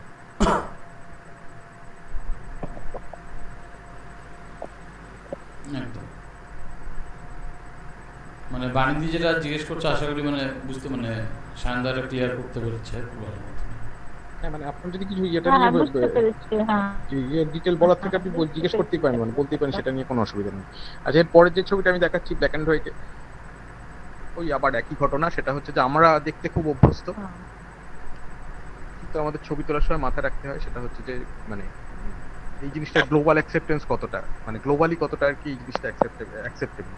মানে আমার প্রায় হচ্ছে 70টার কাছাকাছি দেশের ছবি এক্সিবিট হয়েছে, সুতরাং এটা মাথায় রাখতেই হয় যে শুধুমাত্র দেশে বা সাউথ ইস্ট এশিয়াতেই শুধুমাত্র ছবি আমি পাঠাবো সেটা নয়, অন্যান্য অনেক কিছু অন্যান্য অনেক জায়গাতেই যাবে আর কি। অ্যাপারেন্টলি এই ছবিটাতেও সেরকম কিছুই নেই, এই জিনিসটা আমরা দেখতে অভ্যস্ত। একটু সম্ভবত স্ট্রিমিংটা ইয়েটা একটুখানি স্লো হয়েছে। হ্যাঁ হতে পারে, ওটা তো একটু মানে নেটের জন্য, কিন্তু আমি তোমার মানে অডিওর সাথে ইয়ে পাচ্ছি, মানে ঠিকঠাকই ম্যাচ করছে। আচ্ছা, আমি আমিও এখানে তো হ্যাঁ, আমি এখন ওই লাল রঙের ছবিটাই দেখছি বুঝতে পারলি না, এই ছবিটা ঠিক আছে। ও আচ্ছা, না তোমার ইয়েতে মানে ফেসবুকে তো একটু লেটে যাচ্ছে, তুমি লাইভ গিয়েছো। হ্যাঁ শানদা, ঠিক আছে। বেনারসের ছবি, এটা খুব সহজ ছবি, ঘটনাটা কিচ্ছু নেই, যেটা হলো ওই দড়িতে কাপড় মেলার ছবি, কিন্তু সেটা একটা ব্যাকগ্রাউন্ড। এখানে একটা রিপিটেশন অফ ফর্মস আছে, তার সামনে একটা মুভমেন্ট, এই মুভমেন্টটা হচ্ছে, এবং সেই মুভমেন্টটা তার লোকটার ভদ্রলোকের এক্সপ্রেশনের জন্য ছবিটা হয়েছে, আর কিছুই না। লোকটা যদি একটা খুব আর কি ব্লান্ট এক্সপ্রেশন দিত তাহলে ছবিটা হতো না। এবং মানে একটু পোস্ট প্রোডাকশন করে মুখটাকেও একটু মানে হ্যাঁ, একটুখানি আর কি এখানে ডজ করে মুখটাকে একটু বার করা হচ্ছে, কারণ এক্সপ্রেশনটাই এক্সপ্রেশনটাই পুরো ছবিটা আর কি। হ্যাঁ, আর এক্সপ্রেশনটাই ছবিটার মানে আসল জিনিসটাই হচ্ছে এক্সপ্রেশনটা। অ্যারেঞ্জড ছবি, এটা রিসেন্ট বেনারস, মানে এটা গত বছর অক্টোবর মাসের বেনারস।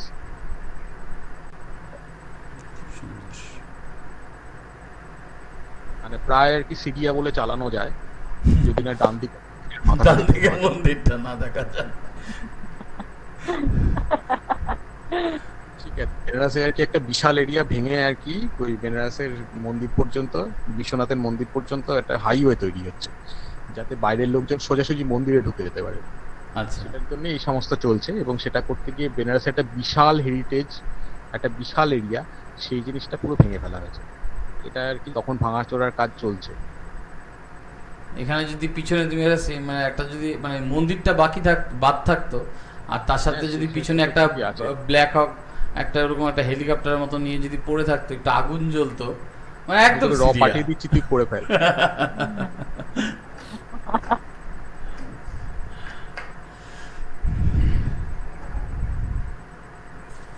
এটা বেসিক্যালি হচ্ছে মানে ইয়ে জলপাইগুড়ির বলা উচিত না, মানে ওইদিকের কাছাকাছি নর্থ বেঙ্গলেই একটা কোনো একটা জায়গায় একটা রিফিউজি ক্যাম্প আর কি। অনেক আগে তোলা ছবি, 2012-13 সময়। এটা মানে 13 এটা 12তে তোলা, 12 শেষের দিকে তোলা ছবি। আচ্ছা 13 যাই হোক। 2013তে তোলা ছবি, হোয়াট এভার ওরকমই হবে আর কি।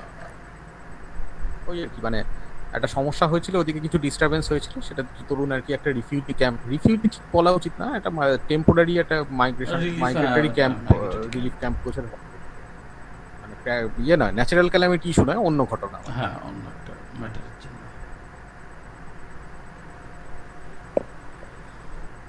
কলকাতার রাস্তা, এটা হচ্ছে পার্ক স্ট্রিটের কাছাকাছি কোনো একটা জায়গায়। এবং এখানে যে জিনিসটা আর কি আমি তোলার চেষ্টা করেছি, যেটার জন্য আমি ছবিটা তুলেছি, এখানে একটা জিনিস বলি, ছবি তোলার পেছনে আমার যে আইডিওলজিটা কাজ করে আর কি, সেটা হচ্ছে ছবি তোলার সময় মানে এই কথাগুলো বলার কারণ একটাই, সেটা হচ্ছে যে আমাদের হয়তো একটু কনসেপ্টটা বা একটুখানি আইডিয়াগুলো একটু অন্যরকম শুটিং স্টিল ফটোগ্রাফির রেসপেক্টে। আসলে আমি মানে অনেক দিন ধরে আর কি স্টিল ফটোগ্রাফির পার্টটা একটু আর কি শেখাচ্ছি, বা সবার সঙ্গে মোটামুটিভাবে আর কি ক্লাসে বা নানান জায়গায় আর কি কিছু কিছুভাবে আর কি শেখানোর চেষ্টা করি।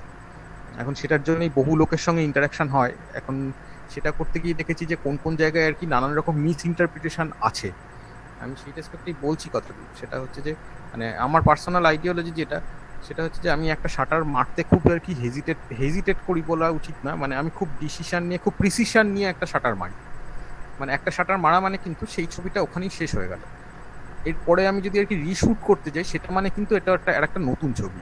হ্যাঁ, হতে পারে খুব আর কি মানে 99% সিমিলার ছবি, কিন্তু তাহলেও সেটা প্রথম ছবিটার সিমিলার ছবি, নট ওই সেটা ছবিটা। ওই ছবিটা নয়। সুতরাং প্রত্যেকটা ছবি আমরা যখন শাটারটা মারছি, একটু চিন্তা ভাবনা করে মারার প্রয়োজন যে আমি কেন শাটারটা মারছি। আর একটা ঘটনা যেটা, সেটা হচ্ছে যে তবে একদম শুরুতে প্রথম মানে নতুন যারা ক্যামেরা কিনেছে তাদের জন্য অ্যাপ্লিকেবল নয়। কারণ হচ্ছে সেটা তারা একটুখানি বেশি শাটার মারলে একটু ক্যামেরার সমস্ত অপারেশনগুলো সম্পর্কে একটুখানি সহজে আর কি সেটা ইউজ টু হয়, হ্যাবিচুয়েটেড হয়। মানে সেটা ক্যামেরার হয়ে সাথে যাওয়ার পর- বন্ধুত্বটা বাড়ে। হ্যাঁ, মানে চোখটা কি ভিউ পয়েন্টার থেকে নামিয়ে তারপরে কিভাবে আইএসওর পাল্টাবো সেটা দেখতে হয় না তখন। এখন সেইটুকুনি হয়ে যাওয়ার পরে তারপরে একটুখানি চুজি হওয়াটা ভালো। অনেক বেশি আর কি অ্যাকুরেসি মেনটেন করে সে ফ্রেমটাকে চুজ করার প্রয়োজন আছে। আর একটা জিনিস যেটা, সেটা হচ্ছে যে কন্টেন্টের ইম্প্যাক্টটা না অনেকটা ম্যাটার করে। মানে সেটা কখনোই কিন্তু একটা ফ্রেমে আমাদের যেরকম বলা হয় যে ধরে নেওয়া যাক আর কি ট্রায়াঙ্গুলার ফর্মেশন, সে যে কোনো ট্রায়াঙ্গুলার ফর্মেশন হলে ভিজুয়ালি অ্যাট্রাকটিভ হবে। তার মানে এই নয় যে একটা ফ্রেমে সাদা রঙের একটা ব্যাকগ্রাউন্ডে তিনটে গাঁদা ফুল রয়েছে বা তিনটে জবা ফুল রয়েছে, তার মানে যে একটা ট্রায়াঙ্গেল হয়েছে এবং দেখতে সুন্দর লাগছে সেরকম নয় কিন্তু। সুতরাং আমাদের মানে ভিজুয়ালি কতটা ইম্প্যাক্টফুল সেইটা কিন্তু আলটিমেট কথা। সেইটা সেখানে হতে পারে যে এই কোনো রকম রুল হয়তো বেশ কিছু জায়গায় ভায়োলেট হয়েছে বা আদৌ কোনো রুলে পড়ছে না। আমি বলছি না যে কখন সবসময় রুল ব্রেক করে ছবি তুলতে, কিন্তু কন্টেন্ট যদি ইম্প্যাক্টফুল হয় তাহলে রুলটা ম্যাটার করে না। আসলে আমাদের কাছে এই জিনিসটা, যে জিনিসটা একটু আগে আমি শুরুতেই বলছিলাম যে মানে আমরা কিন্তু নিয়ম দেখে ভালোবাসি সেটা নয়, আমরা ভালোবাসার পরে চেষ্টা করি নিয়মটা কি ভালোবাসার সেটা জানতে। মানে যাতে ভালো পরের ছবিটা ভালোবাসতে বা মানে ভালোবাসাটা সুবিধা হয়, একটা রেফারেন্স। হ্যাঁ, মানে রুলস হচ্ছে একটা রেফারেন্স, আর কিছুই না।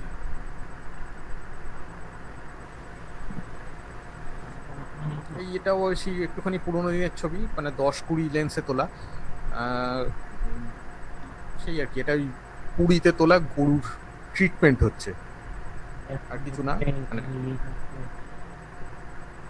আচ্ছা, ওই যে ফটোটা আগেরটা যেটা দেখালে, হ্যাঁ, ওই ফটোটা তুমি কি কিছুর ওপর দাঁড়িয়ে তুলেছো নাকি এমনি বাচ্চার ছবিটা দাঁড়িয়ে তুলেছো? না না না, ঠিক এর আগে ওই যে মহিলা যে আর্ট করছে, হ্যাঁ এটা মহিলা যে আর্ট করছে, বাচ্চার ছবিটা, মহিলাটা বাচ্চার যে আর্ট ছবিটা। করছে, এই যে এটা ও আচ্ছা, এটা বাচ্চা ছবিটা। না না, এটা বেসিক্যালি হচ্ছে যে আমি 10-20 লেন্স ইউজ করেছি, একটু আর কি উঁচু হয়ে, মানে কোনো কিছুতে তো দাঁড়িয়ে তুলিনি, এমনি জাস্ট এমনি মানে হাতটা উঠিয়ে। চোখ ভিউ ফাইন্ডারে ছিল না, চোখ হাত ওপরে ছিল আর কি। ওই মানে আচ্ছা। ছবি তুলতে তুলতে একটা মোটামুটি মানে অ্যাপ্রক্সিমেশন হয়ে যায় যে কতটা ফোকাল লেন্থে কতটা ফ্রেম কভারেজ পাওয়া যায় সেই হিসেবেই। আচ্ছা, আমি জাস্ট একটু একটা কথা বলি, মানে আমরা অলরেডি 1 ঘন্টা পার হয়ে গেছি, তো ওই আর কি, তো সেটা একটু জাস্ট মানে বলে দেওয়া, কারণ এরপরে আমার আরো বেসিক্যালি হচ্ছে বাকি ছবিগুলো দেখাতে হয়তো আর মিনিট 15-20 লাগবে, হ্যাঁ, তারপরে না আমরা অন্য আলোচনাগুলো আর যাব। কারণ আরো কিছু কোশ্চেন আছে, সেই কোশ্চেনগুলোতে একদম plain and simple street ritual শর্টের ছবি। মানে এই একটা কারণ, যে কারণের জন্য হচ্ছে আমি ফিক্সড লেন্স ইউজ করতে পছন্দ করি, এবং এটা যেমন হচ্ছে 35 mm এর তোলা লেন্স এই ছবি, ফিক্সড লেন্স ইউজ না হলে এই রকম ধোঁয়ার টেক্সচার ব্যাকলাইটে বার করা সম্ভব হতো না।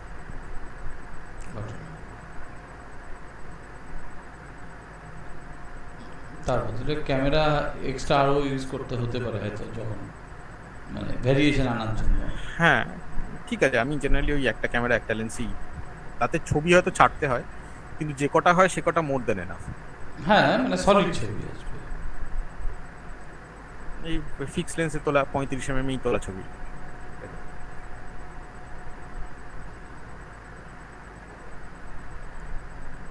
এটা একটুখানি কম্পোজিশনালি এক্সপেরিমেন্টাল ছবি, কারণ হচ্ছে ওই সেই তথাকথিত শার্পনেস বা সেই সমস্ত জিনিসপত্রগুলো নেই। এটা বেসিক্যালি হচ্ছে মোশনের ছবি, সবাই আর কি এখানে সেই অর্থে নাচানাচি করছিল, সেইটা দেখানোর জন্যই আর কি এই ছবিটা। যাই হোক, এই স্পার্কেল টাইপের এগুলো কি?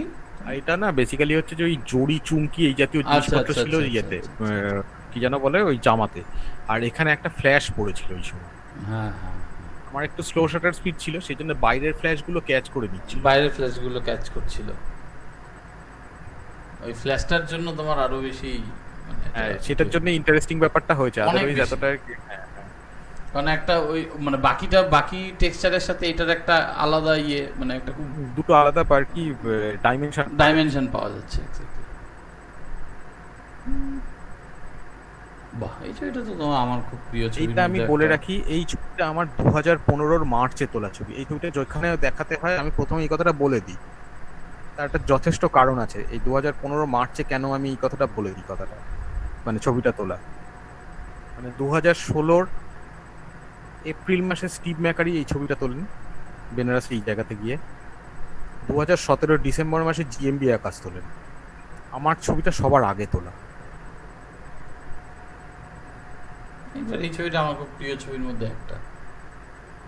হ্যাঁ, খুব বেসিক কম্পোজিশন, একদম plain and simple basic composition, 1/3 rule, golden mean, diagonal distribution, ব্যাস আর কিছু নেই। এবং মানে আমি যে জিনিসটা এখনো মেনটেন করার চেষ্টা করি সেটা হচ্ছে একদম বেসিকে থাকো, বেসিকটা মেনটেন করো, অ্যাডভান্স কিচ্ছু কায়দা করতে হবে না, বিশাল কিছু ভাবতে হবে না, বেসিক মেনটেন করো, ছবি যথেষ্ট হয়ে যাবে। যথেষ্ট লুক্রেটিভ হয়, আর মানে খুব ভিউয়ারদেরকে খুব ভালো অ্যাট্রাক্টও করে, কারণ ওই কনসেপ্টটা দেখে দেখে কি আমাদের একটু অভ্যস্তও থাকি তো, মানে মানে আনকনসিয়াস মানে বেসিক কম্পোজিশনে। না না, আমি যেটা বলছি সেটা হচ্ছে যে মানে দেখ, আমার ডাইনামিক সিমেট্রি নিয়ে ভাবতে হবে না, ঠিক আছে? অতটা মানে অত কমপ্লিকেটেড কম্পোজিশন করতে হবে না। দেখো, একটা ডাইনামিক defensive সিমেট্রি one করতে thirty। পারি, ডাইনামিক সিমেট্রি আজকে যদি আমি একটা ইনডোরে করি, ইনডোরে একটা গ্রুপ নিয়ে কম্পোজিশন করি, হয়তো হ্যাঁ, ডাইনামিক হ্যাঁ, সিমেট্রি হ্যাঁ, করব, হ্যাঁ, ঠিক আছে। আলাদা বিষয়। কিন্তু না, আমি যেটা কিন্তু সেই জিনিসটা প্রচুর ভাগ আছে, মানে ডাইনামিক সিমেট্রি করতে গেলে প্রচুর চিন্তা ভাবনা করে ব্যাপারটা আর কি ফ্রেমটাকে অ্যারেঞ্জ করাতে হয়। এখানে আমার অত কিচ্ছু দরকার নেই, আমি প্লেন অ্যান্ড সিম্পল মাথার টুল, গোল্ডেন মিন, ট্রায়াঙ্গুলার কম্পোজিশন, এইটুকুনি মাথায় রাখো, আর কিচ্ছু দরকার নেই। কিন্তু সেইটা যেন পারফেক্ট হয়, ওটা কিন্তু আমার 90%-এ গেলে হবে না, ওটা আমার 99%-এ যেতে হবে। একদম একদম।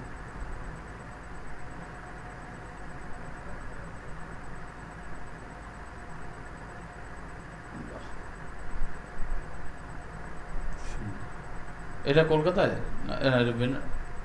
কোনটা? এই বোঁদে ভাজার ছবিটা? বোধে বাজারটা লখনৌ।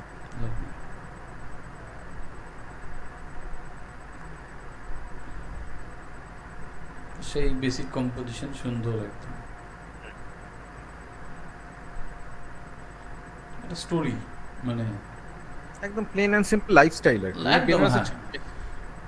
এটা একটা প্লেন লাইফস্টাইল। মানে আর তার মধ্যে কি মানে মহিলাটাও যেমন আর সিঁড়িটাও সুন্দরভাবে একদম মানে খুব ও আচ্ছা, হ্যাঁ একদম আর কি ওই ওই বেসিক কম্পোজিশন। হ্যাঁ। এটা আবার ঝাড়গ্রাম ইয়ের কি জানো ছৌয়ের রিহার্সাল। হুম। ছৌয়ের রিহার্সাল কি এসছে? হ্যাঁ হ্যাঁ হ্যাঁ হ্যাঁ। হ্যাঁ কুম্ভ, এটা 2013-র কুম্ভ, মানে যেটা আর কি মহাকুম্ভ ছিল। মহাকুম্ভ। মানে এক মহাকুম্ভ 144 বছর অন্তর হয়, পূর্ণকুম্ভ 12 বছর অন্তর, অর্ধকুম্ভ 6 বছর অন্তর। প্রত্যেকটা জায়গার রেসপেক্ট এই হিসেবটা হয়, চারটে জায়গাতেই আর কি আলাদা আলাদা বছরের হিসেবে হয়।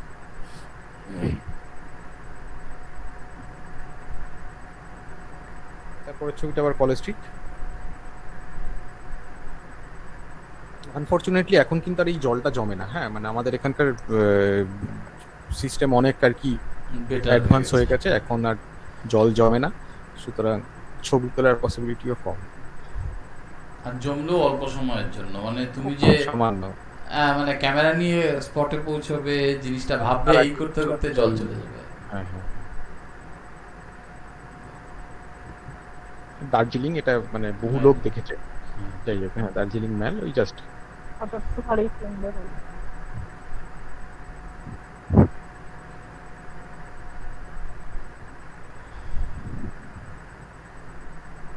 সিম্পল। আবার ঝাড়গ্রামের ছবি, একটা বেসিক লাইফস্টাইল, ওই শুধুমাত্র হচ্ছে যে ওই বাচ্চাটা নেহাত লাল রঙের জামাটা পরেছিল,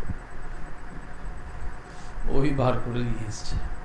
হ্যাঁ মানে না, দেওয়ালের কালারটাও একটা ফ্যাক্টর করেছে সাধারণত, মানে আমাদের হ্যাঁ বলো। না না ওইটাই তো ম্যাটার করেছে, মানে ওই লাল জামাটা এবং ওই দেওয়ালের কালারটা, দেওয়ালের ওই colour। কম্বিনেশনটা আর কি। হ্যাঁ।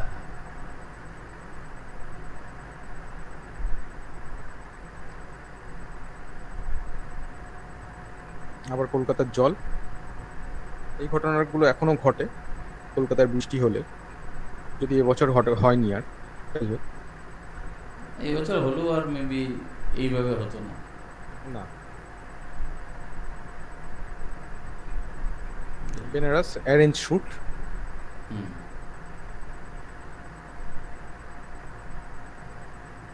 একদম।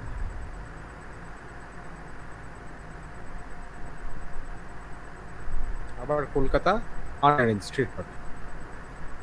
মানে এটা আমাদের রেগুলারলি সবসময় দেখি হয়তো এরকম হ্যাঁ ছবির সামনে। ওই ডিপেন্ড করে যে আমরা আলোটা কিরকম পাচ্ছি, তার উপর ডিপেন্ড করছে আমরা ছবিটা তুলবো কি তুলবো তুলবো না। কি তুলবো না।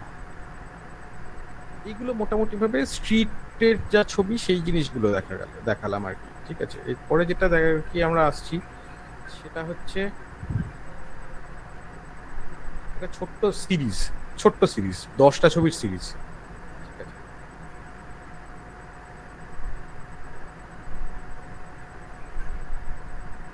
এটা একটা ডাম্পিং গ্রাউন্ডে জীবনযাপন, মানে একদম ডে টু ডে লাইফ কিরকম হয় সেটা।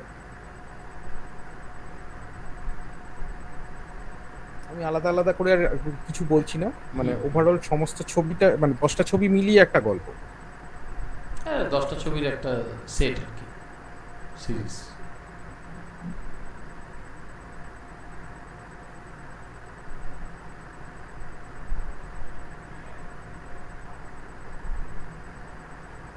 বাহ।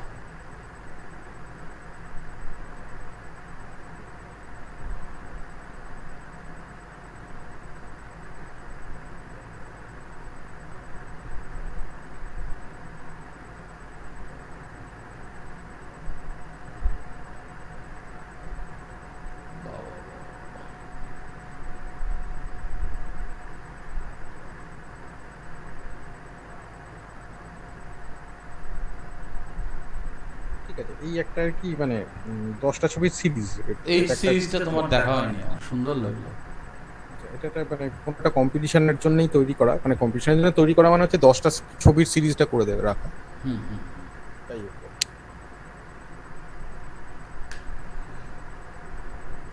এরপরে পোর্ট্রেটের পার্টটা আমি একটু আলাদা করে রেখেছি। পোর্ট্রেটের পার্টটা এটা ইনডোর আউটডোর পোর্ট্রেট দু রকমই আছে, এবং এনভায়রনমেন্টাল পোর্ট্রেট এবং ক্লাসিক্যাল পোর্ট্রেট সব মিলিয়ে মিশিয়ে আছে। অ্যারেঞ্জ ছবি, ক্যান্ডিড ছবি দুই আছে। অ্যারেঞ্জ ছবি আশা করি দেখে বোঝা যাচ্ছে। একদম বেনারসে তোলা, এনভায়রনমেন্টটা নিয়ে একদম।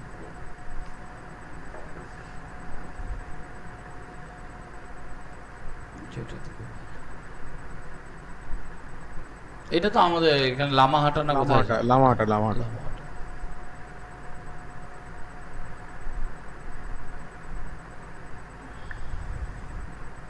ঝাড়গ্রাম।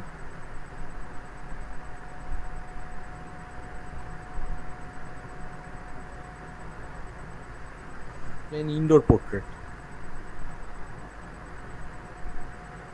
একটা লাইট। হ্যাঁ একটা লাইট।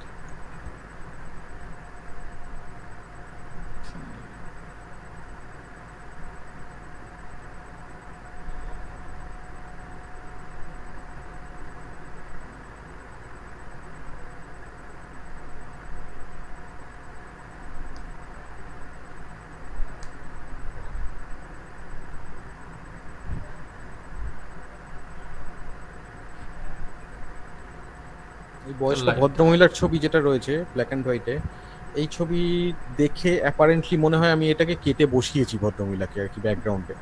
কারণ যেটা সেটা হচ্ছে শার্পনেসের ডিফারেন্সটা এতটাই বেশি। এইটা হচ্ছে 35 1.4 ফুল ফরম্যাটের লেন্স, তার আর কি এইটা হচ্ছে তার এফেক্ট। মানে যখনই এই জিনিসটা 1.4 লেন্স আমরা ইউজ করছি, নট দ্যাট আমায় 1.4এই ছবি তুলতে হবে, আমাদের হয়তো সেখানে 2.8এও যদি আমরা ছবি তুলি তাহলে একটা 2.8 লেন্সের যা কোয়ালিটি, তার থেকে একটা 1.4 লেন্সের 2.8 ফোকাল লেন্থ ইউজ, এই অ্যাপারচার ইউজ করলে তার কোয়ালিটি আলাদা হবে। হ্যাঁ, এলিমেন্ট। হ্যাঁ বেসিক্যালি যেটা সেটা হচ্ছে গ্লাস এলিমেন্টটা আলাদা, সেটার একদম। জন্যই হয় আর কি। আর এটা লাইটটাও খুব ভালো পেয়েছে। হ্যাঁ ওটা অবশ্যই লাইটটা খুব ভালো। এই একই ঘটনা 35 mm 1.4 লেন্স ইউজ করার রেজাল্ট হচ্ছে এইটা।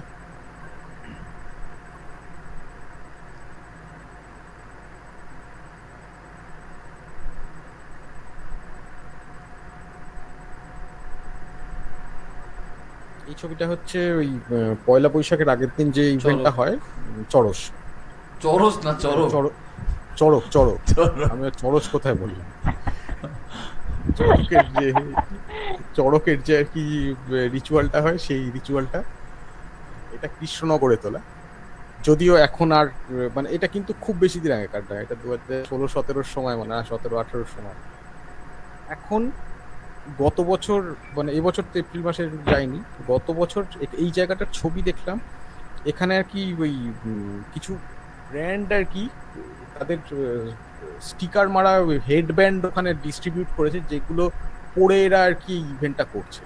আচ্ছা, ঠিক আছে, সুতরাং ছবিটার 12টা বেজে গেছে, আর যাই হোক না কেন।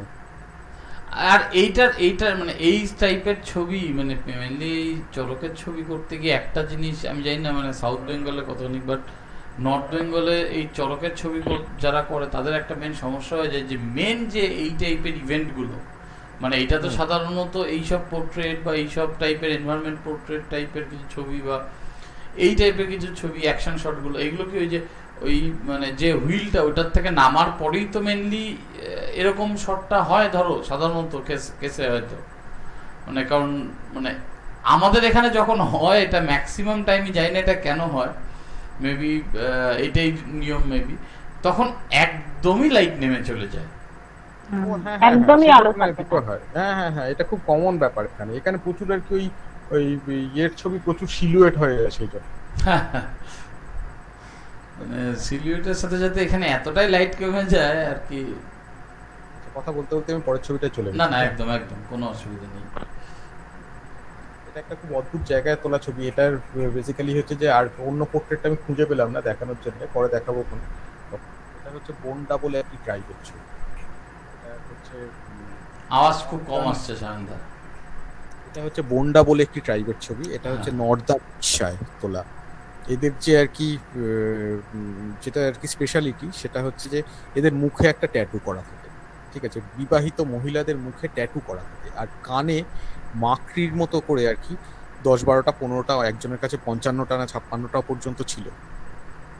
ঠিক আছে, এখানে ট্যাটুটা কতটা বোঝা যাচ্ছে আমি বুঝতে পারছি না, কানের মাকড়িগুলো বোঝা যাচ্ছে, কানে মাকে বোঝা যাচ্ছে, থুতনির নিচে মাথার মধ্যে একটু, হ্যাঁ, কপালে ট্যাটুগুলো বোঝা যাচ্ছে একটু, কপালের থেকে লাইনগুলো আছে। থুতনির নিচটা মনে হয় বেশি ক্লিয়ার। হ্যাঁ, যাই হোক, আহা,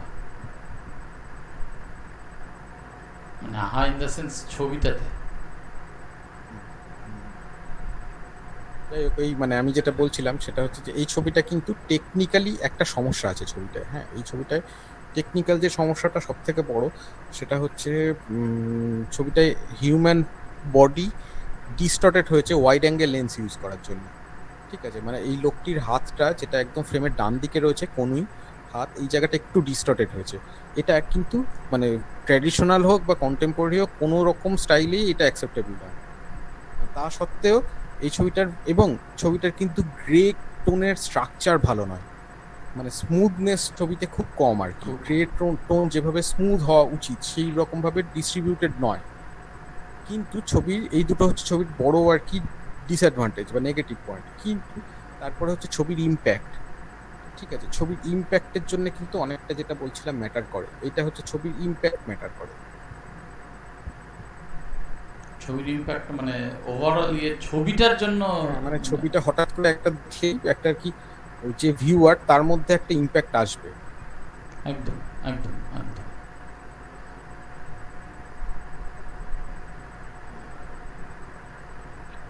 আবার কি একটা আলাদা ফোল্ডার আছে, ও আছে না, এটা ইনডোরে যেগুলো বাদ দেওয়া ছবি। ঠিক আছে, এরপরে আমি যে জিনিসটার কথা বলছিলাম, সামান্য কয়েকটা ছবি রেখেছি, 6টা মাত্র ছবি আছে এখানে। এই ছবিগুলো এটা একটা সিরিজের কাজ, এই সিরিজটার কাজ চলছে, মানে ইনফ্যাক্ট এটা চলছে মানে এটা 3 বছর ধরে চলছে। আমি নিজেও জানি না কতদিনে শেষ হবে, বাট এবার আশা রাখি আমি একদিন সেটা শেষ করে উঠতে পারবো। তার কয়েকটা আর কি ছবি, এই ছবিগুলো কিন্তু বেসিক্যালি হচ্ছে যে এটা এই সিরিজের ছবি নয়, এটা এই সিরিজটা করতে করতে আর কি একটা কিছু আর কি মানে কিছু বাই প্রোডাক্ট হিসেবে, কিছু ডেরিভেটিভ হিসেবে বেরিয়েছে, এগুলো সেই ছবিগুলো। ঠিক আছে, এই হচ্ছে কনসেপচুয়াল ছবি, যেটা কথা বলা একদম শুরুতে বলছিলাম। এই ছবি নিয়ে আমি খুব ডিটেল আলোচনায় আজকেই যাব না, কারণ এক একটা ছবি নিয়ে যে আলোচনা করতে এক একটা সেশন লেগে যাবে হয়তো। কারণ যেটা একদম। সেটা হচ্ছে এখানে মোর অফ এ আইডিওলজিক্যাল বা মানে সাইকোলজিক্যাল ইন্টারপ্রিটেশন অনেক বেশি।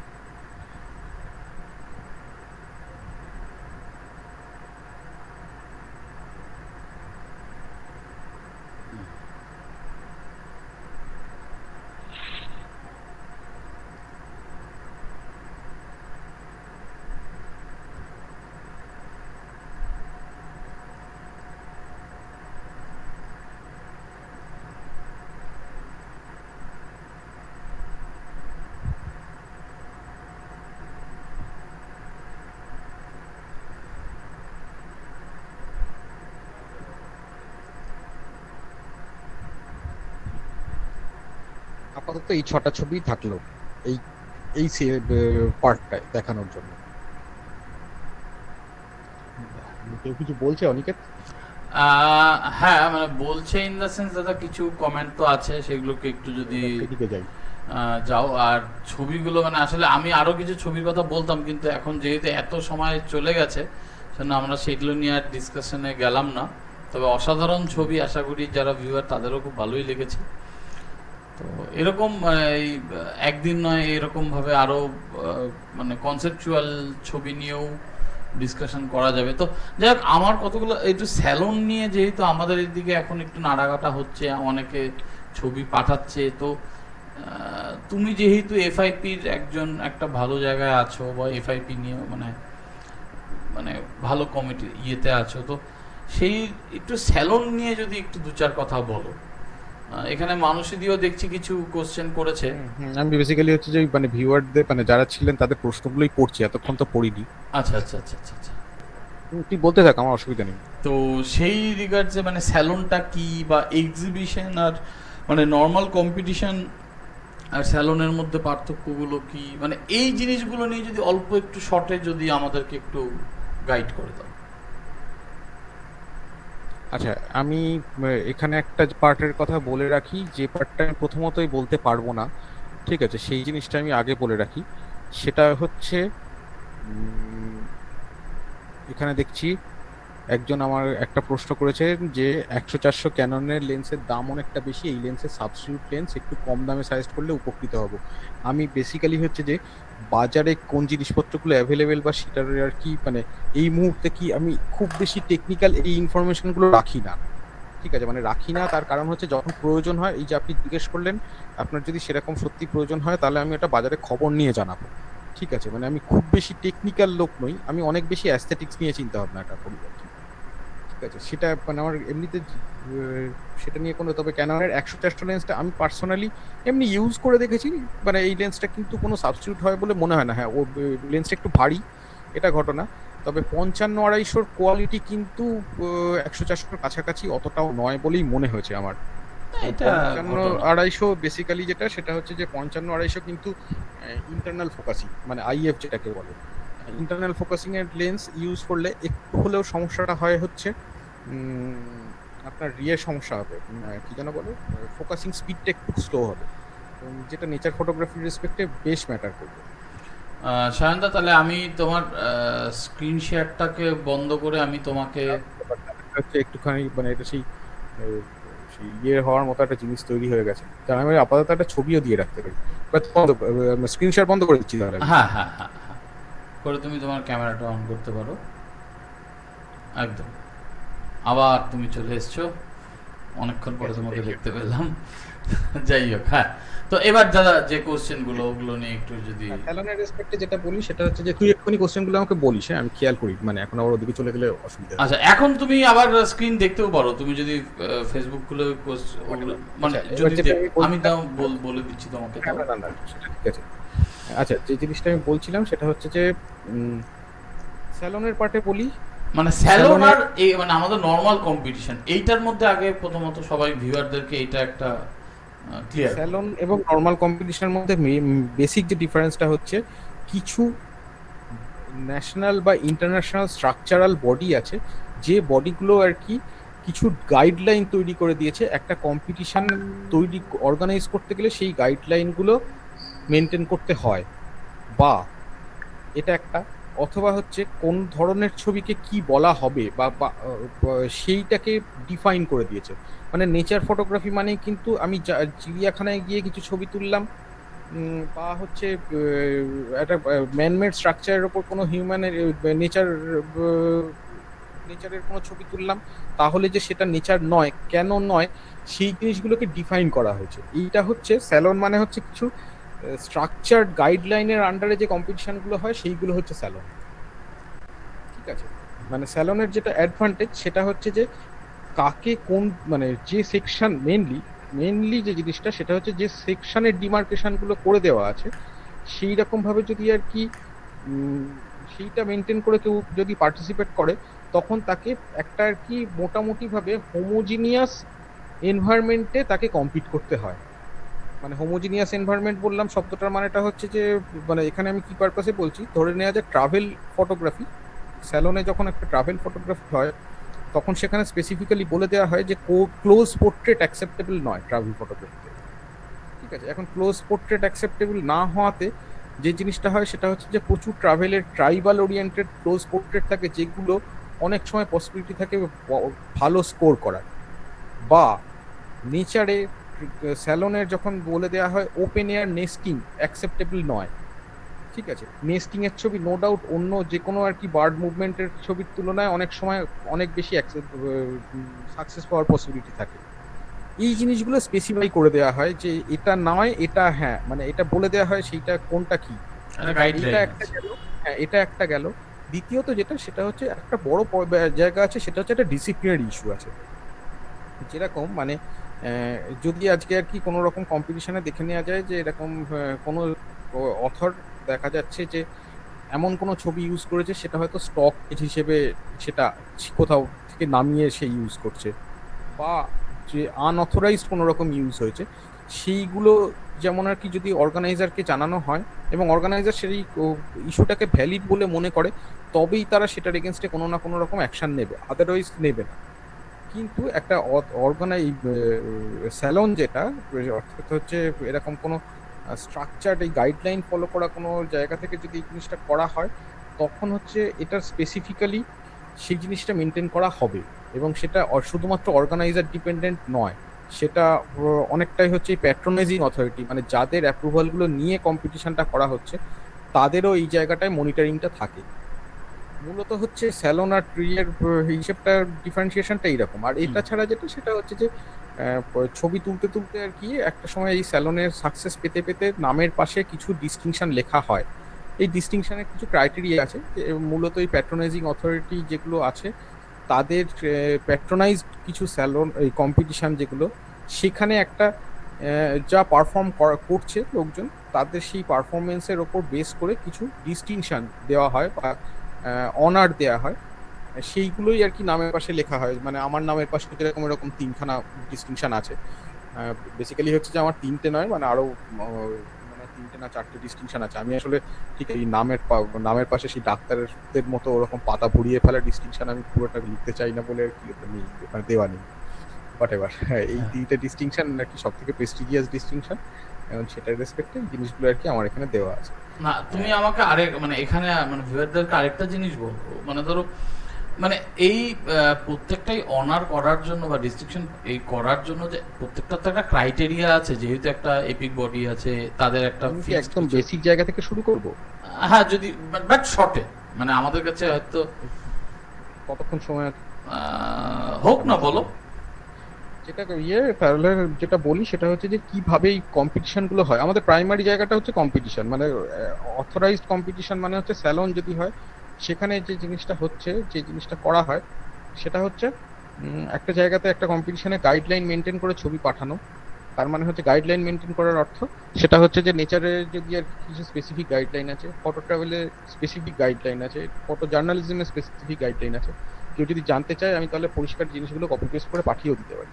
ঠিক আছে, এবার সেই জিনিসগুলো আছে, সেটা মেনটেন করে আমি ছবি পাঠানো হচ্ছে। সেই ছবিগুলো তারপরে একটা ক্লোজিং ডেট পর্যন্ত সেই ছবিগুলো নেওয়া হবে। তারপরে ছবিগুলো এক প্যানেল অফ জাজ, তারাও ওয়েল কোয়ালিফাইড, মানে তাদের নামের পাশে একটা কিছু ডিস্টিংশন আছে। এই নামের পাশে ডিস্টিংশনটা ম্যাটার করে, তার কারণ হচ্ছে ডিস্টিংশনটা থাকা মানে সে কিছুদিন একটা সার্টেন টাইম পিরিয়ড এই ফিল্ডে কাটিয়েছে, এই ফিল্ডে সে পার্টিসিপেট করেছে, এবং এই ফিল্ডে তার এক কিছু অ্যাচিভমেন্ট আছে, তবে সে আর কি ডিস্টিংশন গুলো পেয়েছে। এটাই হচ্ছে সেই জিনিসটার মানে আর কি, মানে নামের পাশে অ্যালফাবেট গুলো থাকা। এখন সেইটা আওয়াজটা কমে যাচ্ছে। সেইখানে সে আর কি ছবিগুলো তার জাজিং করা হয়। মোটামুটি ভাবে এফআইপি বা পিআপ অ্যাপ্রুভ কোনো স্যালনে 25%-এর বেশি অ্যাকসেপ্ট করা হয় না। অ্যাকসেপ্ট মানে হচ্ছে ওই ছবিগুলোকে সিলেক্ট করা হয় এক্সিবিট করার জন্য। এখন এক্সিবিশনও দু রকমের হয়, প্রিন্টেড এক্সিবিশন হয়, ডিজিটাল এক্সিবিশন হয়, হোয়াট এভার, কিন্তু এক্সিবিট করার জন্য 25%-এর বেশি ছবি নেওয়া হয় না। এটা যদি উল্টো দিক দিয়ে আর কি দেখা হয়, তাহলে যেটা দেখা যাবে সেটা হচ্ছে যে 75%-এর বেশি ছবি রিজেক্ট করা হয়। ঠিক আছে, এই 25%-এর কাছাকাছি ছবি আর কি অ্যাকসেপ্ট করা হয়, এবং সেই অ্যাকসেপ্টেড ছবিটা আবার যেগুলো হাইয়েস্ট মার্কস পায় সেই ছবিগুলোকে নিয়ে সেকেন্ড টাইম জাজিং করা হয়। সেখানে আর কি অ্যাওয়ার্ড গুলোকে সেখানে ডিটারমাইন করে দেওয়া হয়। এইটা হচ্ছে বেসিক সিস্টেম। ঠিক আছে, এবার এই পুরো জিনিসটা করা হয় হচ্ছে যে কটা অর্গানাইজেশনের প্যাট্রোনাইজেশন নেওয়া আছে, ধরে নেওয়া যাক আমাদের দেশে মানে পৃথিবীর সব থেকে বড় যেটা ইন্টারন্যাশনাল অর্গানাইজেশন, সেটার নাম হচ্ছে federation international de la art photographic, French নাম, শর্টে বলা হয় এফআইএপি, ফিয়াপ। ফিয়াপ হচ্ছে ইউনেস্কোর যেটা ফটোগ্রাফিক পার্ট সেইটা, মানে ফিয়াপেরই আর কি প্রত্যেকটা দেশে আলাদা আলাদা এরকম ন্যাশনালাইজড বডি আছে। সেই বডিগুলো হচ্ছে প্রত্যেকটা দেশের নন কমার্শিয়াল ফটোগ্রাফি কন্ট্রোলিং অথরিটি, মানে তাদের আন্ডারে এই জিনিসগুলো চলে। যেরকম এফআইপি যে মানে আমাদের দেশে ফিয়াপের যেটা ন্যাশনালাইজড বডি সেটার নাম ফেডারেশন অফ ইন্ডিয়ান ফটোগ্রাফি। এখন এই ফেডারেশন অফ ইন্ডিয়ান ফটোগ্রাফি বা এফআইপি আমাদের দেশে আর কি এরকম ভাবে এফআইপিতে রেজিস্টার্ড মেম্বার আছে, মানে সেটা ইন্ডিভিজুয়াল মেম্বার হতে পারে অথবা হচ্ছে কোনো ফটোগ্রাফি ক্লাব বা অর্গানাইজেশন। মানে আমাদের দেশে বলে না, সারা পৃথিবী জুড়ে ফটোগ্রাফির অর্গানাইজেশন গুলোকে ফটোগ্রাফি ক্লাব বলা হয়। যদিও ক্লাব শব্দটার মানে আমাদের কাছে একটু অন্যরকম, কিন্তু ফটোগ্রাফি ক্লাব শব্দটা সারা পৃথিবী জুড়ে চলে। হোয়াটএভার, এবার এই এফআইপি অ্যাপ্রুভ এরকম কর্পোরেট ক্লাবগুলো আর কি এই ধরনের স্যালন মানে অ্যাপ্রুভ কম্পিটিশন অর্গানাইজ করতে পারে। তারা সার্টেন নাম্বার অফ সেকশন তারা চুজ করে নেয়, সেটা অর্গানাইজারদের উপরে যে তারা কটা সেকশন নিয়ে আর কি কম্পিটিশনটা করবে।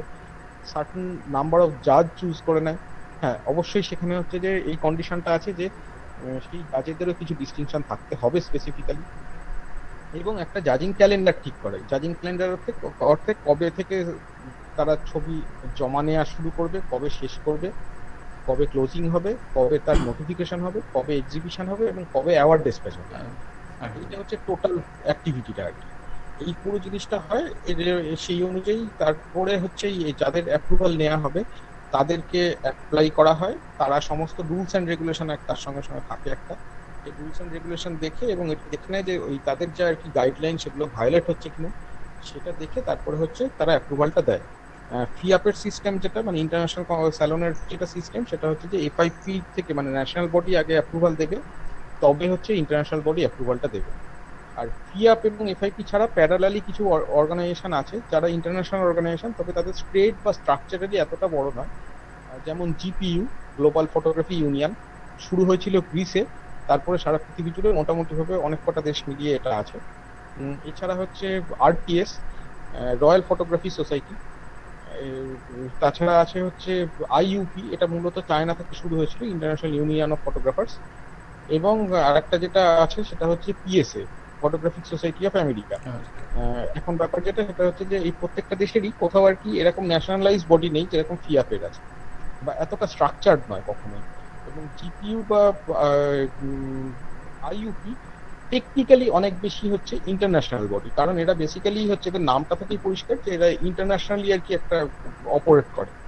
হোয়ারাস বাকি অর্গানাইজেশনগুলো কোনো স্পেসিফিক দেশকে রিপ্রেজেন্ট করে, তারপর সেখান থেকে আর কি সেটা ডিস্ট্রিবিউট হয়েছে। এইরকম ভাবে আর কি পুরো জিনিসটা চলছে। এখন একটা কম্পিটিশন স্যালন এরকম ভাবে হচ্ছে যে 3-4টে জায়গার অ্যাপ্রুভাল নিতেই পারে, এছাড়া আরো অনেক ছোট ছোট মানে অ্যাপ্রুভিং অথরিটি আছে।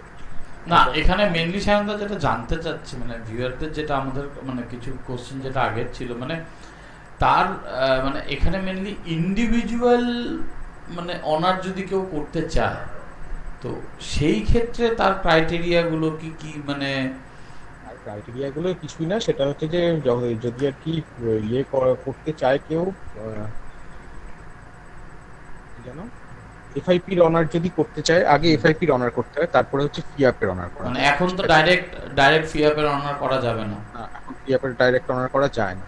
এখন তো আগে এফআইপি হতে হবে, তারপর তার ইকুইভ্যালেন্ট ফিআপের অনারটা করতে হয়। আর এফআইপির যে ডিস্টিংশনটা, সেটা প্রথম ডিস্টিংশন হচ্ছে AFIP, associate federation of Indian photography. সেটা কমপ্লিট হওয়ার পরে হচ্ছে এফিআপের জন্য অ্যাপ্লাই করতে হবে। আমাকে দাদা এই ক্রাইটেরিয়া গুলো একটু, এইগুলোই এটা জানার আর কি সবচেয়ে বেশি অনেক একটা যেটা বেস্ট অপশন সেটা হচ্ছে যে আমি এর জন্য যে জিনিসটা আছে পুরো মানে ডকুমেন্টেশনটা সেইটা আমি পাঠিয়ে দিচ্ছি। ঠিক ঠিক, সেটা তুমি আমাদের গ্রুপেও পোস্ট করে দিতে পারো। ঠিক আছে, এইটা মানে এফিপ এর জন্য এখন যেটা নতুন নিয়ম আর কি, সেটা হচ্ছে 150টা অ্যাকসেপ্টেন্স থাকতে হয় ন্যাশনাল বা ইন্টারন্যাশনাল স্যালনে, এবং যার মধ্যে 20টা ছবি আলাদা, 20 ডিফারেন্ট ওয়ার্ক হচ্ছে 20টা, এবং তার মধ্যে 40টা হতে হবে এক্সক্লুসিভ ন্যাশনাল স্যালনের, মানে সেখানে এফআইপি ছাড়া অন্য কোনো অ্যাপ্রুভাল থাকবে না। ঠিক আছে, এবং এই 150টার মধ্যে আবার 2টো ছবিতে অ্যাওয়ার্ড থাকতে হবে, মানে 2টো অ্যাওয়ার্ড থাকতে হবে। ঠিক এরকম ভাবে ফিপের ক্রাইটেরিয়া হচ্ছে 350 অ্যাকসেপ্টেন্স থাকতে হবে। 350 অ্যাকসেপ্টেন্স মানে হচ্ছে ওই 25%-এর মধ্যে যেটা বলছিলাম যে 25%-এর বেশি অ্যাকসেপ্ট করা যায় না, তার মধ্যে আমার যদি একটা ছবি থাকে তাহলে আমার একটা অ্যাকসেপ্টেন্স হচ্ছে। হ্যাঁ, এই অ্যাকসেপ্টেন্সটাও ক্লারিফাই করে। হ্যাঁ, আমি একদম আমি সেইগুলো বেসিক থেকেই শুরু করেছি কথা। হ্যাঁ, 2টো ছবি থাকলে 2টো অ্যাকসেপ্টেন্স হচ্ছে। আবার একই অর্গানাইজেশনের একটা মানে কোনো বছরে যদি একটা ছবি অ্যাকসেপ্ট হয়ে যায়, সেই অর্গানাইজেশনের পরের বছরে ওই ছবিটা আর অ্যাকসেপ্ট পাঠানো যায় না। ঠিক আছে, মানে তখন অন্য ছবি পাঠাতে, কিন্তু রিজেক্ট যদি হয় তাহলে আবার সেই ছবিটা পাঠানো যায়। আবার এইরকম ভাবে আর কি মানে এইরকম কিছু নিয়ম আছে। এইগুলি হচ্ছে আসল ইয়ে, বেসিক্যালি কি জানা বলছিলাম, মানে অ্যাপ্রুভড অর্গানাইজেশনের এইগুলোই হচ্ছে কি, অ্যাপ্রুভ কম্পিটিশনের এইগুলোই হচ্ছে আসল নিয়ম। এই জিনিসগুলো আমি না হয় ডিটেলগুলো পাঠিয়ে দিচ্ছি। ঠিক একই রকম ভাবে ফিআপের যেটা নিয়ম আছে আর কি, মানে ইন্টারন্যাশনাল ডিস্টিংশন যখন করতে হয়, ইন্টারন্যাশনাল ডিস্টিংশনের নিয়ম হচ্ছে যেরকম দেখা যাচ্ছে, আমিও বেসিক্যালি দেখে দেখে বলছি কারণ আমার অতগুলো মনে থাকে না, সে অসুবিধা নেই, তুমি ওটা পরে পাঠিয়ে দিও, আপলোড করে দেবো সেটা, সেখান থেকে যদি কারো জানার থাকে সেই জানা। তুমি তাহলে একটা কাজ করতে পারো দাদা, তোমার কাছে যদি ডেস্কটপ খোলা থাকে তাহলে তুমি ওই কিছু কোশ্চেন আছে, যেটা দু চারটা কোশ্চেন, যেমন মানসীদের কিছু কোশ্চেন দেখলাম, যদি তুমি সেগুলোকে একটু কোশ্চেন যেগুলো আছে সেরকম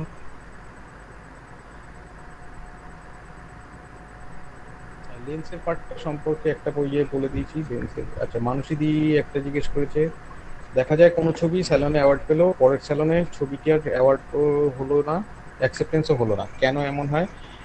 একজন শিক্ষার্থী কিভাবে এই হতাশা থেকে বেরিয়ে আসবে? না, এখানে হতাশার কোনো ব্যাপার নেই। দেখুন, ঘটনা যেটা হয় সেটা হচ্ছে যে একটা প্যানেল অফ জাজ, মানে অনেক কটা জিনিসের উপর একটা ছবির রেজাল্ট ডিপেন্ড করে। প্রথমত সেটা হচ্ছে যে একটা প্যানেল অফ জাজ যদি চেঞ্জ হয়ে যায়, অবশ্যই আর কি একজন চেঞ্জ হলেই যদি আর কি অনেকটা মার্কসের ডিফারেন্স হয়ে যায়। শুধু প্যানেল অফ জাজ নয়, তার সঙ্গে সঙ্গে হচ্ছে সেই স্যালনে আর কি ধরনের ছবি এসছে। যদি আর কি সেখানে একটু বেশি স্ট্রং ছবি আসে, তখন খুব স্বাভাবিকভাবে কম্পিটিশনটা স্ট্রং হয়ে যায়। আর এছাড়া 3 নম্বর যে জিনিসটা ম্যাটার করে সেটা হচ্ছে কিন্তু এইগুলো ছাড়া আর একটা ফ্যাক্টর আছে। মানে সেই ফ্যাক্টরটা কি বলুন তো, এটা তো দেখুন আমরা কিন্তু এখানে কোনো নাম্বার গেমে নেই, ঠিক আছে? এখানে কিন্তু অঙ্কের হিসাব হচ্ছে না। এখানে যে জিনিসটা হয় সেটা হচ্ছে যে, মানে এটা যদি আর কি একটা পরীক্ষায় অঙ্কের খাতা দেখা হতো, তার একটা স্পেসিফিক উত্তর আমরা এক্সপেক্টেড, ওই উত্তর মিট করলে আমরা মার্কস পাবো, নাহলে পাবো না। এখানে কিন্তু ওরকম কোনো স্কেলিং নেই। এই আমরা তো আলটিমেটলি কাজটা করছি হচ্ছে আর্ট ফর্ম নিয়ে। আর্ট ফর্মের বেসিক জায়গাটাই যেটা, সেটা হচ্ছে যে সেটা পার্সন টু পার্সন, এবং তারও সময়ের ওপর ভ্যারি করছে সেই জিনিসটা তার কাছে কিরকম ভালো লাগছে বা আদৌ ভালো লাগছে কিনা, বা ভালো লাগলে সেটা কতটা তার আর কি সে মার্কিং হিসেবে সেটাকে মার্কস দিয়ে সে এক্সপ্রেস করছে।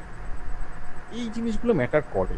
এবার দেখুন, তারপরে যেটা সেটা হচ্ছে যে ছবি কিসের ওপর একটা ছবি ভালো ছবি হয়, একটা ছবি খারাপ ছবি হয়। খারাপ ছবি কিসের ওপর হয় সেটার কোনো রকম ওইরকম মানে বলে বোঝানো সম্ভব নয়। লজিক। ভালো ছবি, হ্যাঁ, ভালো ছবির দু রকমের ভালো ছবি হয় বলে আমরা মোটামুটি ভাবে মানি। ভালো ছবি দু রকমের হয়, কিভাবে বলছি সেটা হচ্ছে, একটা ছবি, এক ধরনের ছবির কথা একটু আগে আমি বললাম, সেটা হচ্ছে যে এই যে রেসিপ্রোকাল কালচার। তার মানে হচ্ছে যে আজকে ভেনিসের মাস্ক ফেস্টিভ্যালের ছবি আমরা দেখতে অভ্যস্ত নই, সেটা যখন আমরা প্রথমবার দেখলাম আমাদের কাছে সেই জিনিসটা চূড়ান্ত একটা অ্যাকসেপ্টেবল, চূড়ান্ত রকম, সেটা দেখে আমাদের মধ্যে একটা ইম্প্যাক্ট হলো। আমরা সেটা ধরুন আর কি আমরা আর কি একটা ভালো আর কি মার্কস দিচ্ছি বা দেখে আহা উহু করছি, কিন্তু এটা আমরা একটা সার্টেন টাইম ধরে দেখতে দেখতে আমাদের কাছে এই জিনিসটা পুরনো হয়ে গেল। তখন আমাদের কাছে কিন্তু হচ্ছে হিউস্টনের হোলি ফেস্টিভ্যাল, যেটা ঠিক আছে ইসকনের ওখানে, এই ছবি আর কি তখন আমাদের কাছে তাদের ওখানে হোলিটা অন্যরকম হবে, সেই জিনিসটা আমাদের কাছে অনেক বেশি অ্যাট্রাক্টিভ হলো। এইরকম ভাবে টাইম টু টাইম কিছু না কিছু ঘটনা আর কি পাল্টাতে থাকে। এবার যেটা হয় সেটা হচ্ছে যে তার মানে একটা কি, এই ঠিক একই রকম ভাবে হচ্ছে কলকাতার জলের ছবি, ঠিক একই রকম ভাবে 2012-তে বৃন্দাবনের ওই জায়গাটার নামটা কি যেন এক্ষুনি আমি ভুলে গেলাম, যাই হোক ওইখানে যেখানে হোলির ছবি হয়, এই ছবিটা 2012-তে হিপা বলে একটা ফটোগ্রাফি কম্পিটিশন হয় আমাদের পৃথিবীর সব থেকে বড়, এটা আর কি ক্যাশ অ্যাওয়ার্ড আছে এই কম্পিটিশন। সেই হিপা বলে কম্পিটিশনটাতে এখানে গ্র্যান্ড অ্যাওয়ার্ড পেয়েছিল এটাই, মানে সেটা ইন্ডিয়ান কারেন্সিতে প্রায় 70-80 লাখ টাকা, ঠিক আছে? সেই ছবি ওখানে যখন অ্যাওয়ার্ডটা পেলো, তারপরে ওই জায়গাটার প্রচুর লোকজন সেখানে ছবি তোলা শুরু করে দিল, এবং সেটার পরে আজকে সেই জায়গার ছবি অনেক আমাদের কাছে ক্লিশে হয়ে গেছে। এইরকম ভাবেই হচ্ছে সময়ের সঙ্গে সঙ্গে ছবির আমাদের কাছে সাবজেক্ট টু সাবজেক্ট ভ্যারি করে যায়। এটা হচ্ছে এক ধরনের ছবি।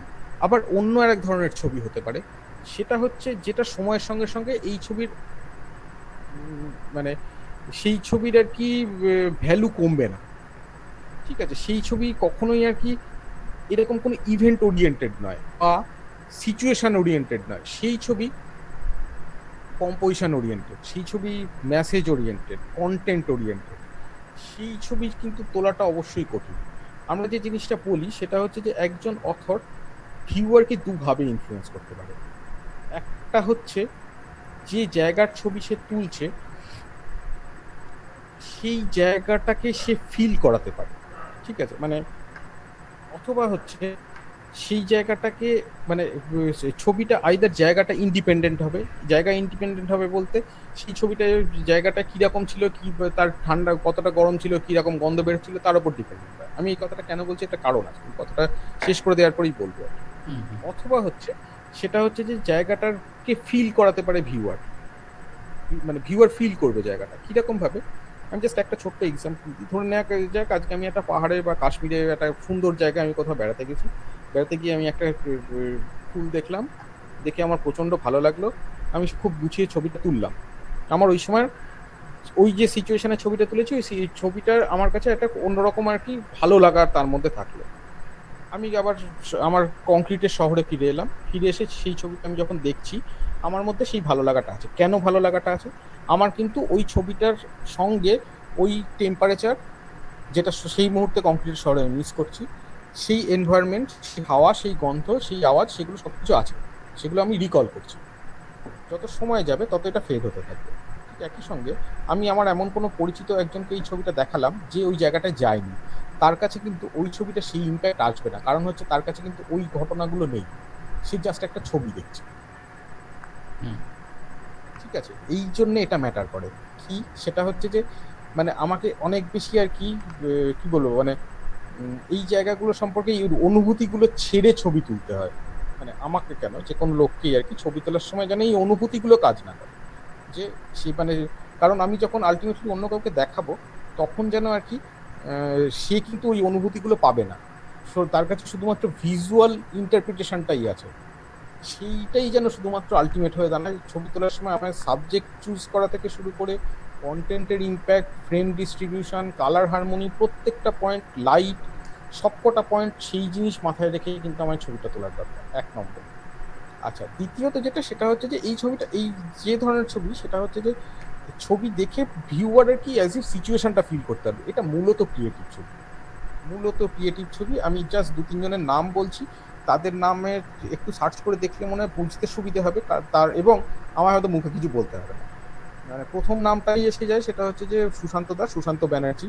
মানে আমরা খুব ভাগ্যবান যে আর কি আমরা একই সময়ে সুশান্তদার কাছাকাছি সামনে থেকে আর কি ছবি দেখেছি, বুঝেছি। দ্বিতীয় নামটাই হচ্ছে স্বর্ণেন্দু ঘোষ। যেহেতু আর কি আমাদের এখানকার লোক, সেই জন্য হয়তো মানে সেই গৃহ ভিক পায় না, এরকম একটা ব্যাপার আছে। কিন্তু স্বর্ণেন্দু ঘোষের ব্যাপার যেটা সেটা হচ্ছে যে ডারি অ্যান্ডারসন, আর্লেন মর্ক, বেন গুসেন, এদের সঙ্গে স্বর্ণেন্দু ঘোষের নাম সারা পৃথিবী জুড়ে উচ্চারণ হয়। আমরা খুব একটা পাত্তা দিই না, ওই অ্যাজ ইউজুয়াল আর কি, ঠিক আছে কে কি করছে খবর পাই না সেটার জন্য, হোয়াট এভার। এবার এইটা মনে হয় এইরকম ভাবে আর কি এই ডিমার্কেশনটা করে ছবি তোলার সময় মাথায় রাখলে ভালো হয়। আর একটা জিনিস যেটা বলি সেটা হচ্ছে যে আমাদের ছবি তোলার সময় না স্যালন হিসেব করে ছবিটা না তোলাটাই ভালো। ঠিক আছে, মানে কি হয় সেটা হচ্ছে যে আমরা ছবি তুলি, একটা বড় স্টক থাকুক আমাদের কাছে, সেই স্টকের মধ্যে একটা কিছু কোয়ান্টিটি অফ ফটোগ্রাফ যেটা স্যালনের জন্য আইডিয়াল হবে, সেই রকম ছবি আর কি আমরা স্যালনে যখন ছবি পাঠাচ্ছি তখন আমরা সেটা দেখে আর কি পাঠাই, এবং পরে আমাদের কাছে এই স্টকটা থেকে যাক। কারণ এই স্টকটা কি জন্য ম্যাটার করে, মানে প্রচুর থিমেটিক কম্পিটিশন হয়, ঠিক আছে, সেই কম্পিটিশনগুলোতে পার্টিসিপেট করার জন্য ওই ধরনের ছবি লাগে। মানে আমি জাস্ট বলছি কিছুদিন আগে, বছর 3-4 আগে একটা কম্পিটিশন হয়েছিল, ব্লু অন রেড বলে একটা কম্পিটিশন, ঠিক আছে, মানে ব্লু অন রেড এরকম একটা কম্পিটিশন, না রেড অন ব্লু এরকম একটা কিছু থিম ছিল, লাল আর নীল রঙের ছবি হতে হবে। আলটিমেটলি সেই ছবিটা একটা অ্যাওয়ার্ড হয়েছিল হচ্ছে একটা নীল রঙের অ্যাকোরিয়ামের জলের নিচে রঙের আলোর মধ্যে একটা লাল রঙের মাছের ছবি, একটা গোল্ড ফিশের ছবি ছিল। কেউ কোনোদিন কোনো রকম ভাবেই আর কি ভাববে না যে ওই ছবিটা আমার কাছে তোলা বা থাকতে পারে বা তুলেছি কম্পিটিশনের নাম। আওয়াজটা কমে যাচ্ছে একটু। যাই হোক, মানে এইরকম ভাবে স্টকটা তৈরি হতে থাকে। কিন্তু এখানে ছবি পাঠাবো, হ্যাঁ, এখানে আরেকটা এই জায়গাটা, এই পয়েন্টের সাথে আরেকটা পয়েন্ট অ্যাড করে দিই, মানসীদির আরেকটা, মানে একজন মানসীদির কথা হচ্ছে একজন শিক্ষার্থী কখন বুঝবে যে সে স্যালনের ছবি পাঠাতে পারে বা মানে সে এলিজেবল। আমি শুরুতে বলি যেটা সেটা হচ্ছে যে যে ভিজুয়াল অ্যানথ্রোপোলজি, মানে আমরা যে সাবজেক্টটা নিয়ে কাজ করি না, এটার মানে অরিজিনটা হচ্ছে ভিজুয়াল অ্যানথ্রোপোলজি বলে একটা সাবজেক্ট। সেইখানে এই rule of third, golden mean, background, এই সমস্ত জিনিসপত্রগুলো মোটামুটিভাবে মেনটেন হচ্ছে এবং ছবিটা দেখতে ভিজুয়ালি ডিস্টারবেন্স হচ্ছে না, এইটা রিচ করে গেলেই ছবি পাঠানো উচিত। আদারওয়াইজ তার আগে ছবি পাঠাতে আমি একটুখানি আর কি বারণ করি, তার কারণ হচ্ছে তাহলে যদি রেজাল্ট যদি কন্টিনিউয়াসলি খারাপ হতে থাকে না, তখন একটু ডিমোটিভেটেড হয়ে যেতে হয়। ঠিক আছে, সেই ডিমোটিভেশন হওয়ার থেকে একটুখানি ছবি একটু স্ট্যান্ডার্ড ছবি হোক, এবং মানে যে কোনো ধরনের ছবি আসলে স্যালনের নিয়ম যেটা সেটা হচ্ছে যে কোনো ক্যাটাগরিতে 4টে করে ছবি পাঠানো হয়, যে কোনো সেকশন এই 4টে করে ছবি মানে অন্তত 4টে করে ছবি হোক, হওয়ার পরে ছবিটা পাঠানো ভালো। আর খুব ভালো হয় যেটা সেটা হচ্ছে যে এমন একজনের সঙ্গে এটা নিয়ে রেগুলার যোগাযোগ রাখা যার মোটামুটিভাবে এই ছবিটা হয়েছে কি হয়নি এই হিসেবটা যে আর কি ক্লিয়ারলি বলতে পারবে। কারণ কি আমি আবারও বলছি, এটা ক্যালকুলেটরে বসে আর কি সেই স্কেলিং এর মতো নয় যে এখানে বলে দেওয়া যায় যে ছবিটা এখানে এটা হলে ছবিটা হলো, ওটা হলে ছবিটা হলো, সেরকম ভাবে ওই জিনিসটা বলা যায় না। এখন মানে পার্সোনালি আমি যেটা বলতে পারি সেটা হচ্ছে যে অনিকেত খুব ভালো গাইড, মানে অ্যাজ এ আর কি ফটোগ্রাফিক গাইড। অনিকেতের পোস্ট প্রোডাকশন বা হ্যাঁ অনিকেত ফিল্ডে কতটা যায় আমি জানি না, আমার সঙ্গে খুব কম আর কি। যে পারপাসে ফিল্ডে আমি অনিকেত একসঙ্গে ঘুরেছি সেটা more of A nature oriented কিছু স্পেশালাইজড কাজের জন্য, কিন্তু অনিকেতের সঙ্গে যতটুকুনি আমার ছবি নিয়ে বসে সামনাসামনি কথা হয়েছে সেটা অনেকটাই এবং মানে আপনারা খুব সহজে আর কি অনিকেতের সঙ্গে এগুলো নিয়ে কথা বলতেই পারেন, সেটা নিয়ে কোনো সমস্যা নেই। এবং সেরকম ঘটনা যেটা সেটা হচ্ছে যে একটা সার্টেন টাইম ডিউরেশন পরে অন্তর অন্তর না হয় কেউ না কেউ এরকম ভাবে আমরা বসে কথা বলতেই পারি। সব থেকে ভালো হয় যেটা ছবি নিয়ে বসে কথা বলা।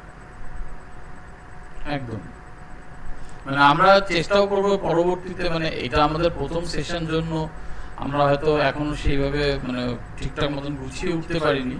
শুরুটা মানে প্রথমটা সবাইকেই কাউকে না কাউকে প্রথম দিয়ে শুরু করতে হয়। হ্যাঁ, না মানে আমরা এর পরে যেটা শুরু করব মানে করবো যেটা ইচ্ছা আছে যে ভিউয়াররাও চাইলে যাতে কিছু ছবি আমাদেরকে পাঠাতে পারে, সেই ছবি নিয়েও যাতে আমরা ডিসকাস করতে পারি, মানে এই ইন্টারাকশন গুলো আমরা ধীরে ধীরে ধীরে ধীরে ধীরে ধীরে আনবো। ঠিক আছে, সেটা হোক, সে নিয়ে কোনো সমস্যা নেই। এই আর কি অবস্থা মোটামুটি ভাবে। যাই হোক, আর কি প্রশ্ন আছে? আর মোটামুটি লাস্ট আরেকটা গৌরবের প্রশ্ন আছে যে কিভাবে বুঝবো যে একটা ছবি অ্যাকসেপ্ট হতে পারে, মানে আই মিন স্যালন বা এক্সিবিশনে কোথাও। এটা খুব টাফ কোশ্চেন আর কি, মানে এটার মোটামুটি কোনো উত্তর নেই। ঠিক আছে, মানে অ্যাকসেপ্ট হতে পারে আমি যে দুটো জায়গা পাঠাচ্ছি, ঠিক আছে, এটা নট দ্যাট যে আমি কোনো প্রমোট করছি, আবারও বলছি কোনো ব্র্যান্ড প্রমোশন না, আমি দুটো স্যালনের লিঙ্ক পাঠাচ্ছি। এরা সারা পৃথিবী জুড়ে আর কি সব থেকে বেশি স্যালন অর্গানাইজ করেছে এখনো পর্যন্ত, বা সব থেকে ডেডিকেটেডলি আর কি এখনো পর্যন্ত কাজ করেছে বলে ধরা হয়। একটা হচ্ছে দুটোই আর কি, দুটোর মধ্যে না, একটা হচ্ছে ইস্টার্ন ইউরোপিয়ান একটি organization, photo club 222 Serbia based. তাদের গ্যালারি দেখলে একটা জিনিস মোটামুটিভাবে বোঝা যাবে যে তাদের গ্যালারিতে আর কি প্রচুর পিডিএফ ক্যাটালগ আছে এবং সবাই যে মানে ফ্রি টু ডাউনলোড। ছবি দেখলে মোটামুটিভাবে বোঝা যাবে যে ছবিটা মিনিমাম কোন জায়গায় পৌঁছানো উচিত, যেটা হলে আর কি আমি এটাকে ছবি বলবো, এটাকে ছবি বলবো না। মানে বারবার এই কথাটা বলছি তার কারণ হচ্ছে আমাদের কোনো এটার অঙ্কের মতো কোনো স্ট্যান্ডার্ডাইজেশন নেই। যাই হোক, এখন সেটা হচ্ছে ব্যাপার। এখন এই কিছু ক্যাটালগ দেখা, কিছু ছবি আর ছবিটা না মানে ফাইন আর্ট ফটোগ্রাফিটা অনেকটা হচ্ছে ক্লাসিক্যাল গানের মতো। মানে ছবি গান গাওয়ার আগে যেমন যেটা প্রয়োজন সেটা হচ্ছে যে গানটার শোনার মতো একটা কান তৈরি করা, এইটা ভালো এইটা মন্দ এইটুকুনি আগে আইডেন্টিফাই করা। ঠিক সেরকম ভাবেই একটা ছবি ভালো হয়েছে কি হয়নি সেটা আইডেন্টিফাই করার আগের যে পার্টটা সেটা হচ্ছে যে আগে ছবি দেখতে শেখা। যে এইটা যদি ক্লিয়ার হয়ে যায়, ছবি দেখে দেখে যদি আর কি আমাদের ছবি দেখার চোখটা তৈরি হয়ে যায়, তাহলে এই প্রশ্নটাই করতে হবে না, আমি নিজে বুঝতে পারবো যে ছবিটা হয়েছে কি হয়নি। আমি তিনটে ওয়েবসাইটের কথা মানে তিনটে ওয়েবসাইটের কথা স্পেসিফিক্যালি বলে দিচ্ছি, অনেকে তুই যেখানে দিবি দিয়ে দিস, আমি তোকে না হয় পাঠাচ্ছি বা হোয়াটএভার, বা তুমি আমাকে পাঠিয়ে দিও, আমি গ্রুপে পোস্ট করে দেব, বা এই তোমার এই মেসেজ এই কমেন্টের মধ্যে তুমি পরে পোস্ট করে দিতে পারো। ঠিক আছে, আমি সেটা করে দিচ্ছি। সেটা করলে তোর মনে হয় সেটা সুবিধা হবে আর কি। হ্যাঁ, এইটা তো দাদা একটা ঘটনাই দাদা, দেখো একটা মানে এটা বেসিক কথা আমারও পার্সোনালি মনে হয় যে মানে ছবি দেখাটা জরুরি প্রচুর পরিমাণে। মানে আমরা কিন্তু সেইভাবে মানে যত বেশি পরিমাণে ছবি দেখব মানে তত বেশি পরিমাণে আমাদের কাছে কনসেপ্ট আসবে। আজকে কথার কথা তুমি একটু আগে একটা কথা বললে না যে ওই মানে ভিউয়ারকে ক্যাচ করার জন্য গন্ধ বা মানে জাস্ট ফর এক্সাম্পল আমি বলছি যে লাইক আমরা হয়তো কি বলে দাদা বৌদির বিরিয়ানির দোকানে দাঁড়িয়ে আছি, মানে এটা খুব আমাকে অ্যাট্রাক্ট করছে। হয়তো সেখানে বিরিয়ানির মধ্যে মানে এই পাঠার মাংসটা হয়তো খুব সুন্দরভাবে আমাকে অ্যাট্রাক্ট করছে, কিন্তু সেটার গন্ধ হয়তো আমি পাচ্ছি, যে জন্য গন্ধটার জন্য আরো বেশি আমাকে হয়তো অ্যাট্রাক্ট করছে। কিন্তু ছবিটা হয়তো আমি সেইভাবে তুলতে পারলাম না, বা হয়তো একটা পাতি মানে ছবিটা সেটা ভিউয়ারকে অ্যাট্রাক্ট করলো না, কিন্তু আমাকে হয়তো ওই পাঠার মাংসটা হয়তো গন্ধের জন্য খুব অ্যাট্রাক্ট করলো। তো এরকম হতেই পারে, মানে আমার সাথে ভিউয়ারের যে কথাটা বললে, তো সেই রেসপেক্টে আমার যেটা পার্সোনালি মনে হয় যে মানে জানি তুমি হাসছো, তো মানে এই এই এই জায়গাটাতে আমার পার্সোনালি মনে হয় যে ছবি দেখা, যে আজকে কথার কথা কোন প্লেটিংটা করলে ভিউয়ার গন্ধ পাচ্ছে না ঠিক আছে, কিন্তু কোন প্লেটিংটা করলে যাতে ভিউয়ার ওই বিরিয়ানিটা মানে বিরিয়ানির ম্যাটারটাই ফিল করে, মানে বিরিয়ানিটা নরমালি একটা মাংসের ঝোল ভাত তার কাছে না আসে আর কি, মানে এই আর কি। আমি সেই জিনিসটাই বলছি, মানে ওই যে মানে ফাইন আর্ট ফটোগ্রাফিটা এটা অনেক রকম ভাবে আর কি মানে কি বলবো তুলনা করা যায়। ফাইন আর্ট ফটোগ্রাফিটা ক্লাসিক্যাল গানের মতো এবং ছবি তোলাটা রান্না করার মতো, ঠিক আছে? হ্যাঁ, সুতরাং মানে এরকম যে অনেক কিছুই বলা যায়, সেই এগুলো বলে তো লাভ নেই। আলটিমেট কাজটা যেটা সেটা হচ্ছে ছবিটা তোলা। আর ছবিটা তোলার জন্য একটা জিনিস মাথায় রাখার দরকার, যেটা বলছিলাম যে একটা শাটার মেরে দেওয়া মানে কিন্তু সেই ছবি তোলাটা শেষ হয়ে গেল। তারপরের শাটার মারা যেটা হচ্ছে সেটা পরের ছবিটা, সেই মোমেন্টটা কিন্তু আর নয়, ঠিক আছে? এখন এইরকম কিছু ঘটনা কি বলবো, মানে এরকম কিছু ঘটনা আছে। আমি এটা অনেকটা কি মানে ছবি তুলতে তুলতে অনেক বেশি আর কি সেটা বোঝা যায় যে কিরকম ভাবে এই জিনিসটা কতটা ম্যাটার করে। যাই হোক, এখন সেটা দেখা যাক। সেটা একটুখানি ছবি তোলা এবং সেই ছবি দেখা, এবং এটা আসলে আসল যেটা সব থেকে এফেক্টিভ হয় পুরো জিনিসটার মধ্যে, সেটা হচ্ছে সামনাসামনি ছবি নিয়ে এই একসঙ্গে ছবি তুলতে বেরোনো, যেটা নিয়ারলি ইম্পসিবল। আমি কখনোই বলছি না সেটাই হবে, আওয়াজটা কমে যাচ্ছে। সেটা কখনো মানে যেটা সব থেকে ভালো হয় সেটা হচ্ছে যে একসঙ্গে ছবি তুলতে বেরোনো, মানে যেটা খুবই আর কি কঠিন ব্যাপার, মানছি আমি সেটা। না, আমাদের জেপিএর থেকে এটা মাঝে মাঝে ফটো মানে ট্যুর এরকম ছোট ছোট করে হয়ে থাকে, হয়তো আমরা বাইরে খুব বেশি যেতে পারি না বা মানে হয়তো ইয়ে করতে পারি না, বাট কম বেশি আমাদের জেপিএ থেকে হয়। যদি তোমরা কখনো আসো নিশ্চয়ই আমরা এটা করব। তো আজকে আর কি মানে আমাদের প্রায় সময় একদমই, হ্যাঁ হ্যাঁ একটা ছবি জাস্ট আমি শুধুমাত্র দেখাই আর কি, হ্যাঁ, মানে কিভাবে দেখো, মানে আমি এটা বলছি না যে এটাই শেষ কথা, এরপরে ছবি হয় না, নিজের সম্পর্কে বলছি, ঘটনাটা সেটা নয়। কিন্তু এই ছবির একটা ছবি হয়েছে কি হয়নি সেটা রেকগনিশন বলে দেয়। বা তারও আগে হচ্ছে একটা ছবি মানে শাটারটা তখনই মারবো যখন আমার মনে হচ্ছে যে এই ছবিটা ছবি হতে চলেছে। আমি জাস্ট একটা ছবি দেখাবো, এটাই লাস্ট ছবি আর কি আপাতত। স্ক্রিন শেয়ারটা করতে হবে।